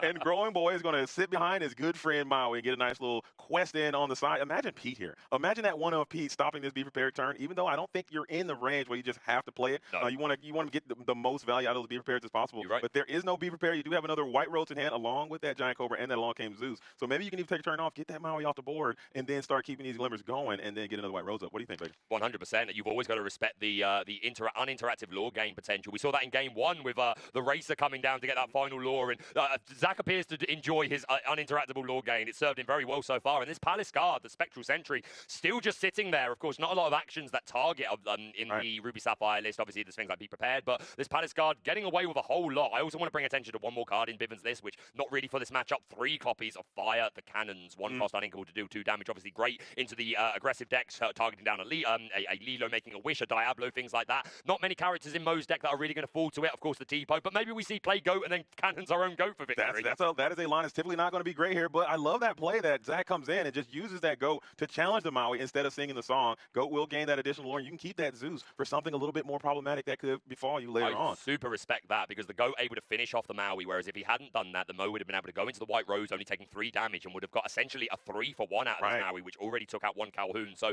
I super respect Zach identifying that and just deciding, hey, let's just take the Goat into the Maui now, and then my White Roses may survive a little bit longer. We're going to play Sapphire Coil, and I believe an extra card was drawn for the workshop. Yep, so he does have another item that he can set up another coil, so now things are getting really real. Before they were just fake real, now they're really real, as it does appear, if you're looking at the screen, you're like, well, Zach's at 9 and Mo's at 1. Certainly Zach's going to win, but I'm telling you, if you're not at 19, if you're not at 20, you might as well be at 0, because this deck can turn around so extremely fast. And those double coil workshop setup, it is a misery to deal with, as every time you ink, you'll be able to reduce your characters by a total of 4 now. And then you can bring in those Sisus, those Brawls, and then continue to clear the board over and over and over again. It is repulsive. JD, over the course of the European season, I casted 3 games where I saw them go from 0 to 20 or more in 1 turn. So you're absolutely right to bring that up if you're newer to the game. Do not think this is over yet. This Ruby Sapphire deck, the way it wants to work, we already talked about the Maurice's Workshop and how that's going to help us accumulate cards and play a lot of items. But Baker, why do we want to play a lot of items? The reason is a very shiny reason at that. The Tamatoa, who gets an extra lore for every item on the board. And of course, that lucky dime, which allows you to gain lore equal to the lore on a character. So a lot of potential here to just build up a large item package, throw down the Tamatoa, get that dime down, and then just threaten game immediately. But Zach threatening his own uninteractive lore game, this time with a Giant Cobra. Another illusion, JD. JD. And he will gain 2 lore, and just by not singing that Zeus, Zach having the foresight of being able to put that Cobra down, realizing that Zeus may not be the best card in this matchup, having a quality discard, uninkable, to continue getting some value from that giant Cobra. I'm certain if there's a card that say, discard this card, gain 2 lore, you probably play it in this situation, and you don't have to have that type of card in a matchup where it's not going to be suited for you. So heads-up decision coming in from Zach Bivens, as T-Po's going to get a nice little quest in. Typically, everyone prepare, because our teeth and ambition may be bared. They may well be. We shall see. That was unintentional. We're going to win Grand Martana, the Keeper of Ancient Stories, and here we have it. We're going to exert 7 ink for Be Prepared. Yes, love JD, it. love it. You join me, buddy. Our teeth and ambitions are better. We're working it next time. Next time, we'll shop it around. You nailed it, mate. You cooked. I had a good season. I had a good run. No. Irreplaceable. Okay. But yeah, be prepared if you're new to that. We got a little cameo there. Be prepared if you're newer to the game. 7 cost uninkable. Banish all characters. Pretty simple. I hope. I've been informed that reading the card explains the card. And I'm the telling you right community believe this. When rotation happens, we need it. We need it to come back. Okay. Come on, listen to me now. I am cooked if this card. I'll use all my influence I can to get this card back into the game, because it does a lot of work. As this Merlin Rabbit is up, if he's going to be able to draw cards. So this is pushing you into that late game that we talked about, gaining more resources. He's going to be able to quest. If this Merlin Rabbit can get 1, get 2, replace itself, get another reach card, get another White Rose, another Cobra. This could be what it takes to win. So being able to survive those board clears is one of the huge upsides of Amethyst Steel. And I'm surprised more players didn't bring Amethyst Steel to this unique tournament. Well, Zach Bivens certainly not underestimating it, but playing it a lot of the season. But this is the breath of air that Mo wants, right? He's been able to clear the board. There is a rabbit and 2 cards in Zach's hand. And of course, this rabbit can represent 1 more card draw when it's banished, or even more if we can bounce it back to our hand. But this is absolutely the turn that Mo needed to get a breath of fresh air and start to apply pressure to the board in his own way, with Zach probably at the least resources he's been at throughout this game so far. And that's one of the huge downsides of Vision of the Future, though, because it makes you make a painful decision. You have to think about what cards you put into the bottom of your deck, and you had to hang on to that brawl, sending the big Tamatoa and the medium Tamatoa to the bottom of the deck. You'll probably never see those cards again until the game is coming to a screeching halt, as the Magic Broom is going to come on through, and the Bumbling Mate. Ooh. So you're all in, all gas again, no breaks, as Merlin gets that quest in that we talked about earlier. He went for 1. Can he go for 2? Bumbling Mate is representing 2 as this game is starting to pick up. Can Mo stabilize it, stop the aggression? Is there a Maui in hand? I think there is, yeah. This is going to be tempting because you want to get rid of this rabbit. You've got to banish the rabbits, right? Yes, it's drawing 1 card when you banish it, but if you don't and you give Zach a chance to bounce it, then that's already representing at least 1 more card and at least 2 more if he plays it, or 3 more if he plays it again. It can really get carried away, JD. So Mo will know how to pilot this deck much better than me, but I'd be tempted to remove this rabbit here. Shout out to my good friend Luke, DLC champion.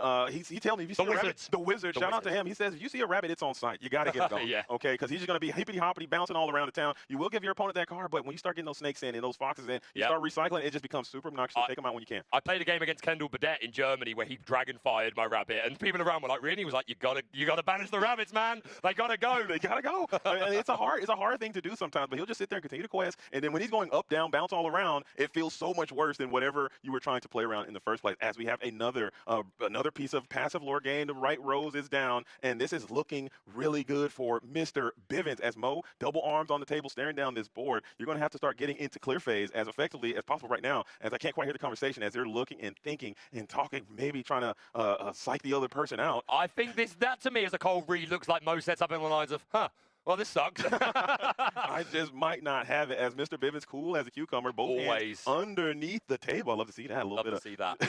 And not on the head, feeling quite comfortable as double finger crack. Do you got it? I feel the need to mention, JD, in this Ruby Sapphire list, no Pirate's Life. Again, not a huge surprise. You generally see that in the Shark builds, but I just did want to mention that we don't have that as a potential option to get Zach a bit lower in lore, only at 16 lore, and we know there are goats, there are white roses, there are giant cobras. This is a lot of high pressure for Mo. Zach Bivens already 1 game up. This is the last top 8 game of the World Championship before we proceed to the semi-finals. Mo has had an incredible season, an incredible championship, and he finds himself 1 game down against Zach Bivens at 16 lore. Can he mount the comeback?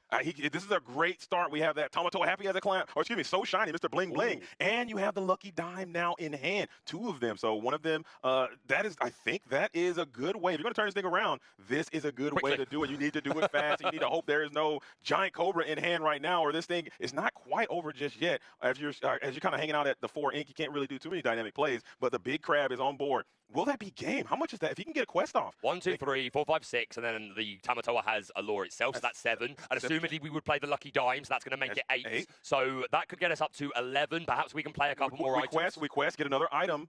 Oh, this could. You need nothing. Yeah, if you quest first, then you could absolutely get another item to throw down the lucky dimes. With Tamatoa, yeah. So 1, 2, 3, 4, 5, 6, 7, 8. If it quests first, times 2 to 16.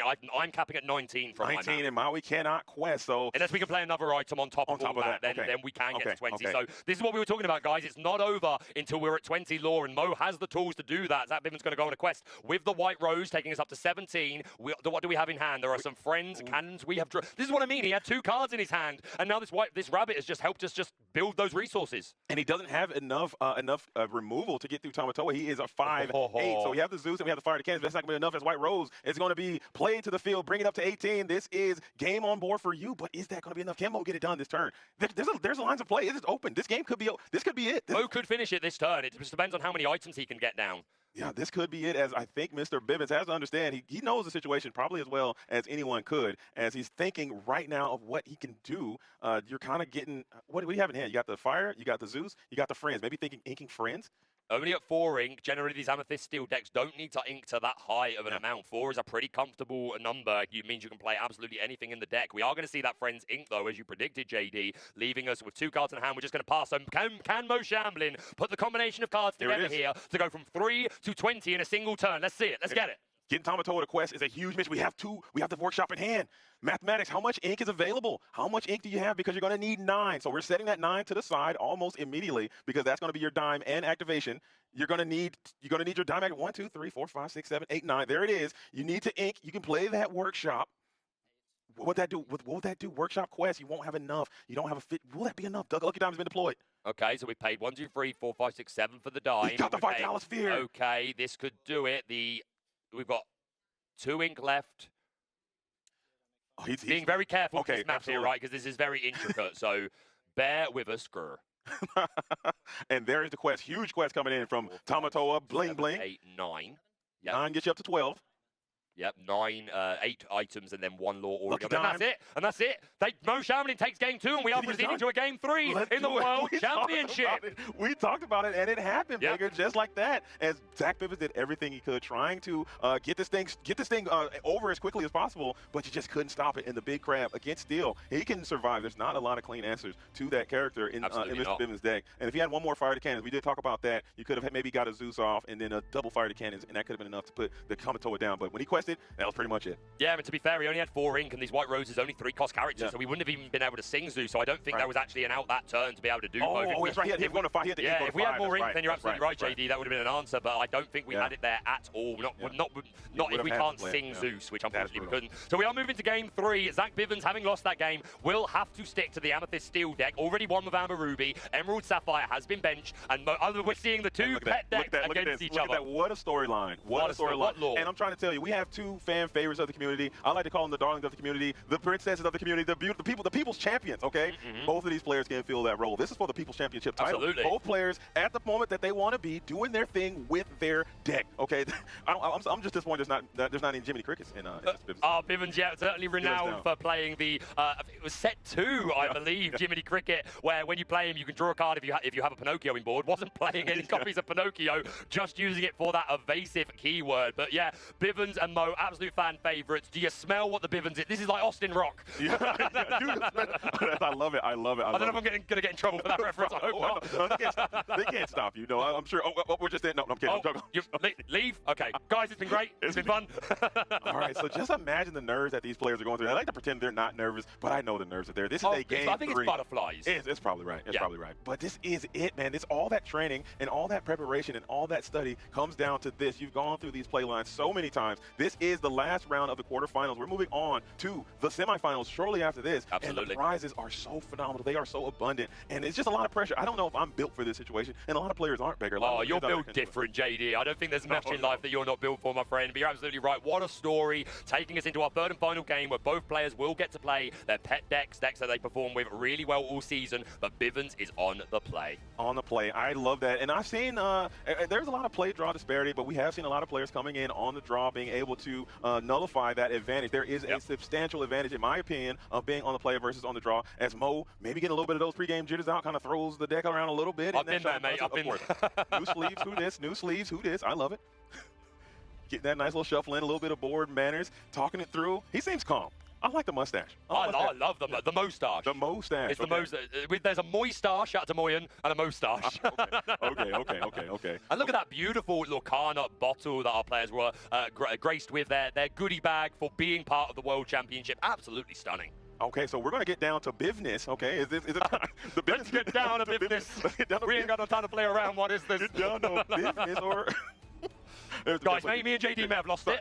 We don't want it back. We're back. We don't want it back. We're gonna keep it. We're gonna keep it. Lock back in. We're back in. Active. Here it is. The game is underway. The altar phase is commencing, and it looks like we are hanging on to that rabbit potentially. On the play, absolutely. I think that's a great decision. We are, but they're 2 rabbits though. If there were 2, you probably throw 1 back. We're keeping hold of the Palace Guard, the Smee, and maybe a rabbit. There is Is that the keep or the sand? Are you a play on the board? Keep it in, or you keep it in your hand? Which one do you do, Baker, when you play? When you're altering, are you do you put them down and send them back to the deck, or you hold them in your hand? To be honest, I am very much like I'll put a couple down and then I'll look and then I'll change my mind and then I'll shuffle and then I'll have a quick cry. That's generally my tradition going into the altar phase. A good cry, and then that normally works out terribly. Okay. I like to put mine on the board, and then I put the ones in my hand into the deck. I think it tilts my opponent a little bit. I do. So you're just going for maximum tilt.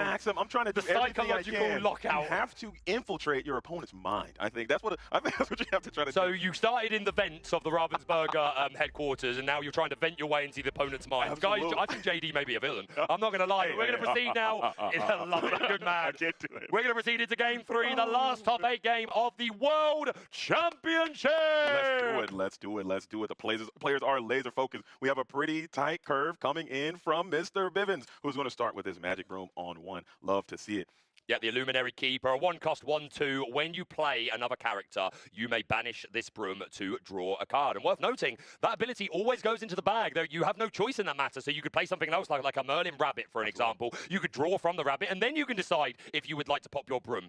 Absolutely. It's good to know. So now, yeah, he'll have a nice grip of 2-cost characters in hand. Maybe he might lean on this Calhoun to help aggress the board a bit, or will we go with the Bumbling Mate in order to try to get some of that questing power going? Are you cracking this broom here, or are you going to force your opponent to do that for you? I think this might be quite a safe sit, to be honest, because we're only going into turn 2 for Mo. We don't need to worry about a rabbit or a crab. But if Bivens wants extra cards, he may pop it. He is going to make that decision, throw down the Calhoun, and immediately send away the broom. Is there anything that I've missed in that deck list that could have answered a turn 2 broom? Yeah, a Shift Diablo. The Shift Bird comes in on top of that Diablo and cracks Nugget. You're going to lose that 1 card. So I think that is a correct track, as we do have that Calhoun Marine Sergeant being able to check down this Diablo, because it won't be able to get those nice little quests in, but he does have the shift in hand. So is it time to shift? Are you shifting Diablo this early versus steal? These are decisions that you have to make. These are the painful choices that you have to live with for the rest of your days here. Pull the lever going into the Inkwell to play the 2-drop Diablo, 1/2 evasive with Challenger 2. We do have that fire. I think that just came off the top of the deck. Fire the Cannons, obviously a very sweet answer to the Diablo, who is such an incredible draw engine, but the stats ain't it, my friend. Only a 2/2, unless you can move to the Hidden Cove, which would be beautiful. So that's probably why those fire cannons are in this deck, in order to accost those Diablos when they get shifted into the field of play as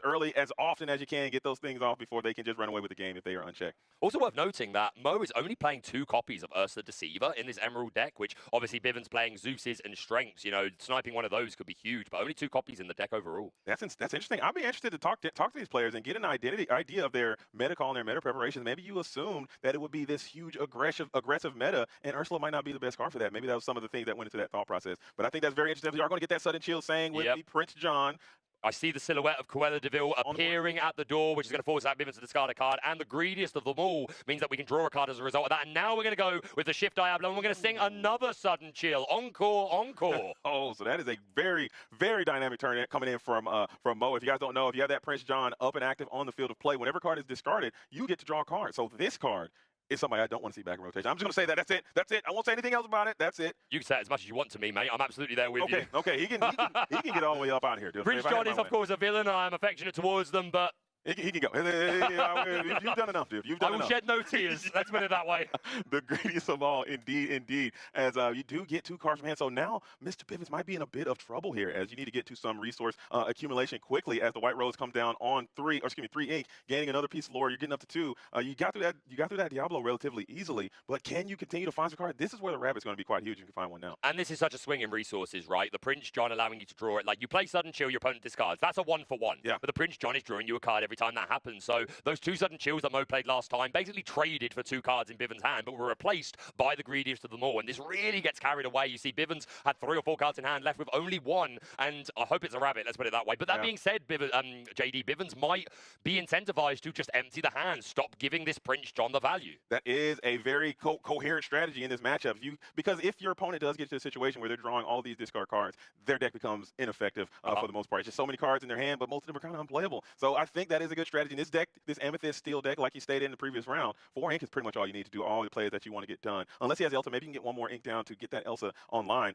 So I think this is the no Elsa's in the list. No Elsa's in the list. So No yeah, Elsa's. you're fine here sitting at 2, but we'll take a quick sneak peek. Oh, that is huge. The Ursa the Deceiver, the 2-drop 1/3 quest for 1 with the ability. When you play this character, chosen opponent reveals their hand and discards a song card of your choice. So along came Zeus being hurled down from Mount Olympus into the storybook. That we just talked about that, Ursula. You only have 2 copies of the card in hand, and there are not that many songs in Mr. Bivens' deck, and one of them just happens to be there with the Prince John up, so you are going to get another huge swing of material as we got another song in hand. You got to play it just in case another Ursa comes down, so we get a nice little quest for 2 in. Yeah, and we need to get the cards out of our hand as well to stop Prince John getting this value. But yeah, absolutely heartbreaking there for Bivens. And Mo, you got to think he's feeling a lot more confident at this point in the game. Yeah, so we need to get some characters down. I would like to see maybe some more. We got to get to that rabbit. I think get to the rabbit sooner than later, but that will, again, put you in that precarious situation of having another character in hand or another card in hand. You really rabbit might not even be that good. You really want to, if you're going to do that, you want that rabbit to find you an inkable, so you can put it straight into the inkwell, and then hopefully next turn you find a fox or a snake, and then you can start to build back up your hand. But we're going to see Ursula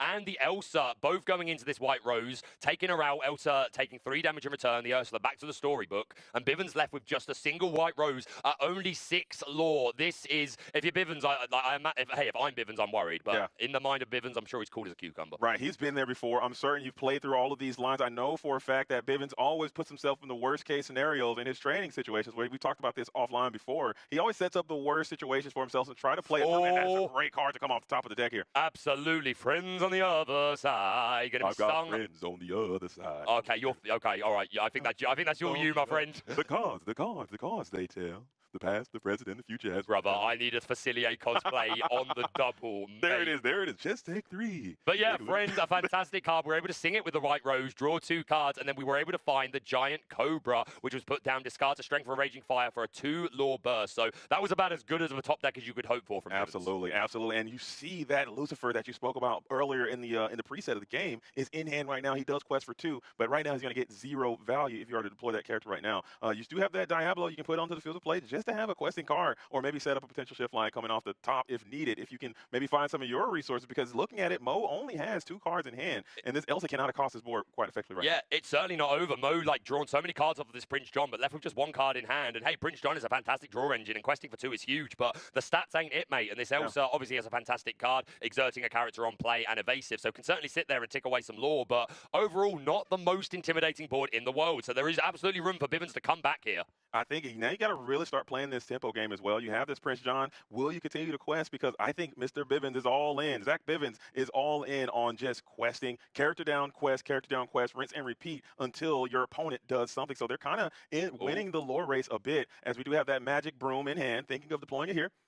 Yeah, Magic Broom was the card off of the top. We are going to pay 1 to put this down, questing up with the rest of our characters. But yeah, I like this, meaning next turn, if we are able to find a character, then we can quest that broom first, then pop it, draw ourselves another card. So it is certainly not over. A really nice start from Mo, taking all of Bivens' resources away, but we still cooking, we still live. It's not over. I ain't heard no bell, is what the cool kids are saying these days. It's never over until it's absolutely over. As I think it might be time to start getting loose and active with this Elsa and this Diablo to start clearing some of these quested characters off the board. You will lose both of these characters in the process, which stinks. That point does come, though, right, where you have to identify, like, these aren't great challenges, but you're just sitting there questing away. You're going to win eventually. We find another Prince John, greediest of them all. Of course, both of them questing for 2, not offering much in terms of challenging, unless we can find, like, a Merlin Crab or a Cricky or something like that. But Mo's setting himself up for a beautiful Cricky here. I think that would clear this board relatively easily if you can find that. And he's also questing for 3, so that would be a brutal top deck. But can Zach continue to aggressively quest these characters until the game comes to an end? That's the race. That's the race. Cricky versus the world, as Mo is just trying to set up for that Cricky turn. It seems.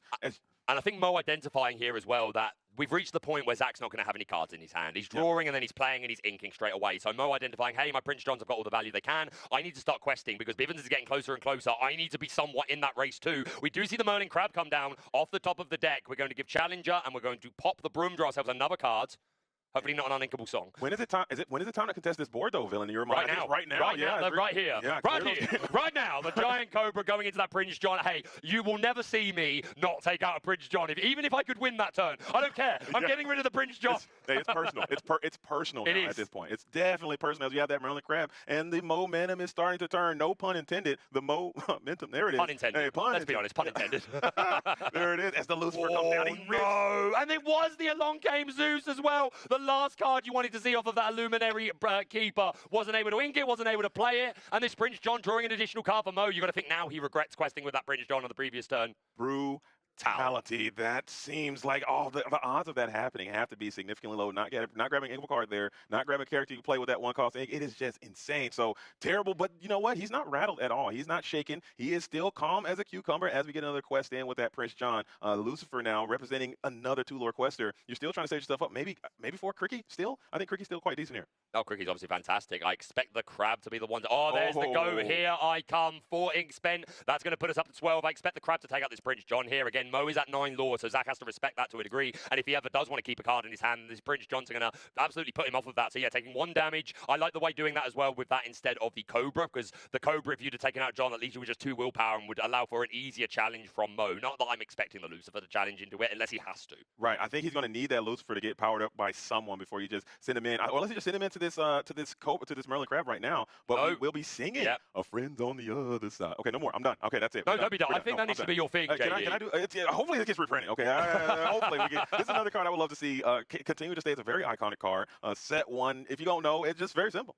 Chat, I need an edit of Friends with JD on the R. I expect that on the double. But yeah, Friends on the other side utilised by both players in this Amethyst versus Amethyst matchup, drawing a couple of cards. The Elsa coming down, going to remove that Merlin Crab, putting 2 damage on the Elsa. The Crab does have to give Challenger to something, but not really relevant.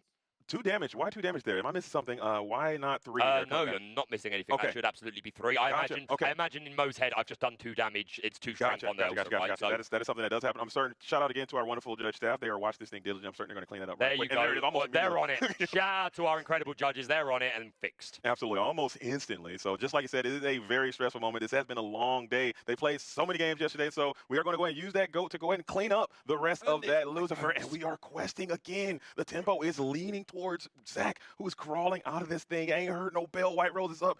Goat representing another piece of lore. Any bounce, I think, is also going to prove to be a problem. Yes, absolutely. Zach doing really well finding some of these uninteractive lore games cards over the last few turns. The Cobra, then the Goat, then the White Rose. We're sitting at 15 lore. This Goat is going to represent 1 more lore when it's removed from the field, from the board. Mo with 4 cards in hand. What can we do to keep Bivens off of it? And looking, which is what we talked about, looking at his hand, there's a Sudden Chill. There's a Prince John. Yeah. There's all these cards that really aren't doing much in this situation. I know he has that Cricky set up now. It's another Elsa is going to come on in, but Elsa can't really get through. Mo is going to have to double it. No, he's going to.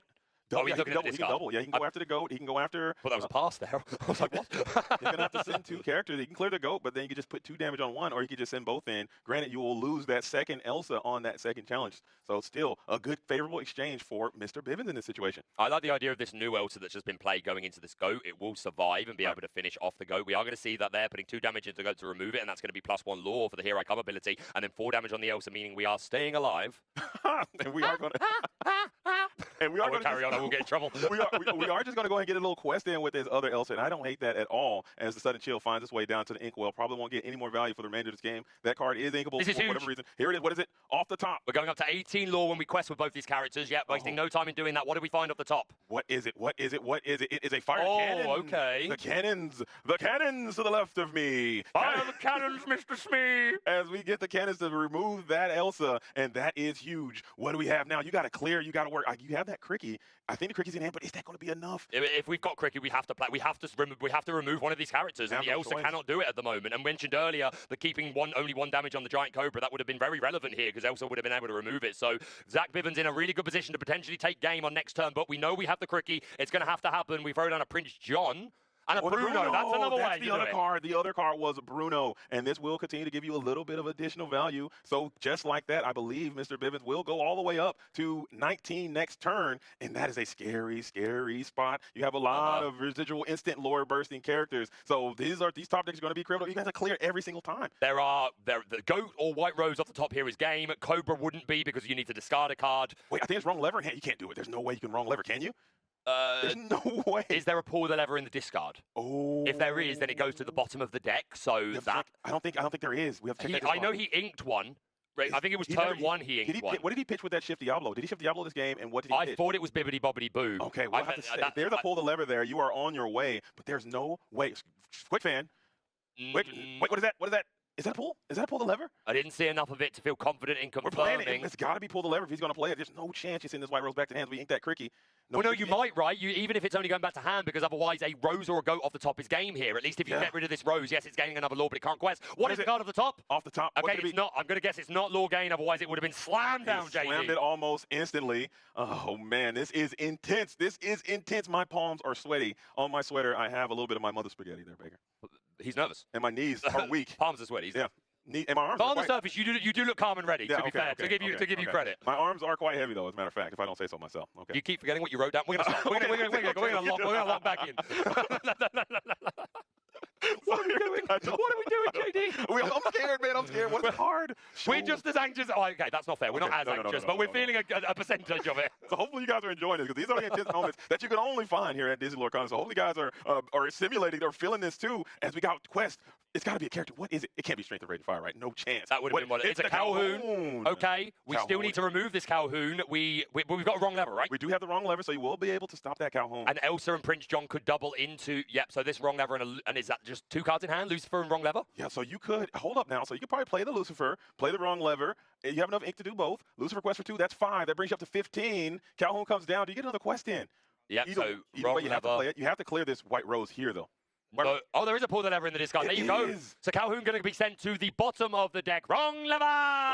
All the way to the bottom. And we have to double in here, otherwise it's game. Doesn't feel like a great trade, but it's necessary. What do we see off the top? We're looking for any uninteractive lore game. It's a crab. We're not there yet, JD. Oh my God, I saw the guts on the Merlin. I saw the crab. I was like, oh my goodness, I'm just on the edge of my seat. Guys, me and JD are practically cuddling at this point for moral support. And there's the handshake because he can't interact with the crab, and Zach Bivens goes on to the top 4! Baker, what an amazing game, Baker. And there's the hug. Let's give him that moment. This is beautiful. Oh my God. What an amazing game. That turn came out so fast with all the discard. I thought it was over, Baker. I thought it was absolutely over, but Mr. Bivens had to lock in and get on a whole new level and get it done. He's going to the semifinals. What an incredible close game between...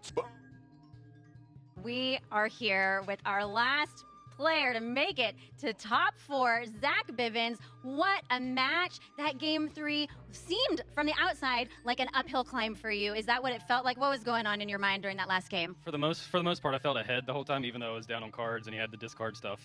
Just the way my deck's constructed, I can usually finish the game even in that state. So I felt pretty good actually throughout the whole thing. Yeah, in game 2, Mo took that one. How did you feel in that Ruby Sapphire matchup with your Amethyst Steel deck? I felt pretty good. I mean, it came down to one single turn, and if I make a different play earlier, but you never know. So, yeah, it felt fine. Good. And I really want to hear Ruby Amber, your first deck that you played. I was so excited to see that ink pairing here this weekend. What was your strategy with bringing that deck here this weekend for Worlds? Well, I don't want to give away too much yet, so we're still got some games to play, but I like it. That Gloyd Orange Boar, is that the right name? Gloyd Orange Boar came down for the win there for you at the end and secured you a spot with all of everything that you've brought here this weekend. We're so happy to see you in the semifinals. Hopefully I'll get to talk to you again. Good luck with the rest of today. We're going to go to a break, and we'll see you all soon. That's it for today. I hope you enjoyed the video, and if not already done, please leave a like or a comment, or also subscribe to the channel, and I hope to see you on the next video on my channel here.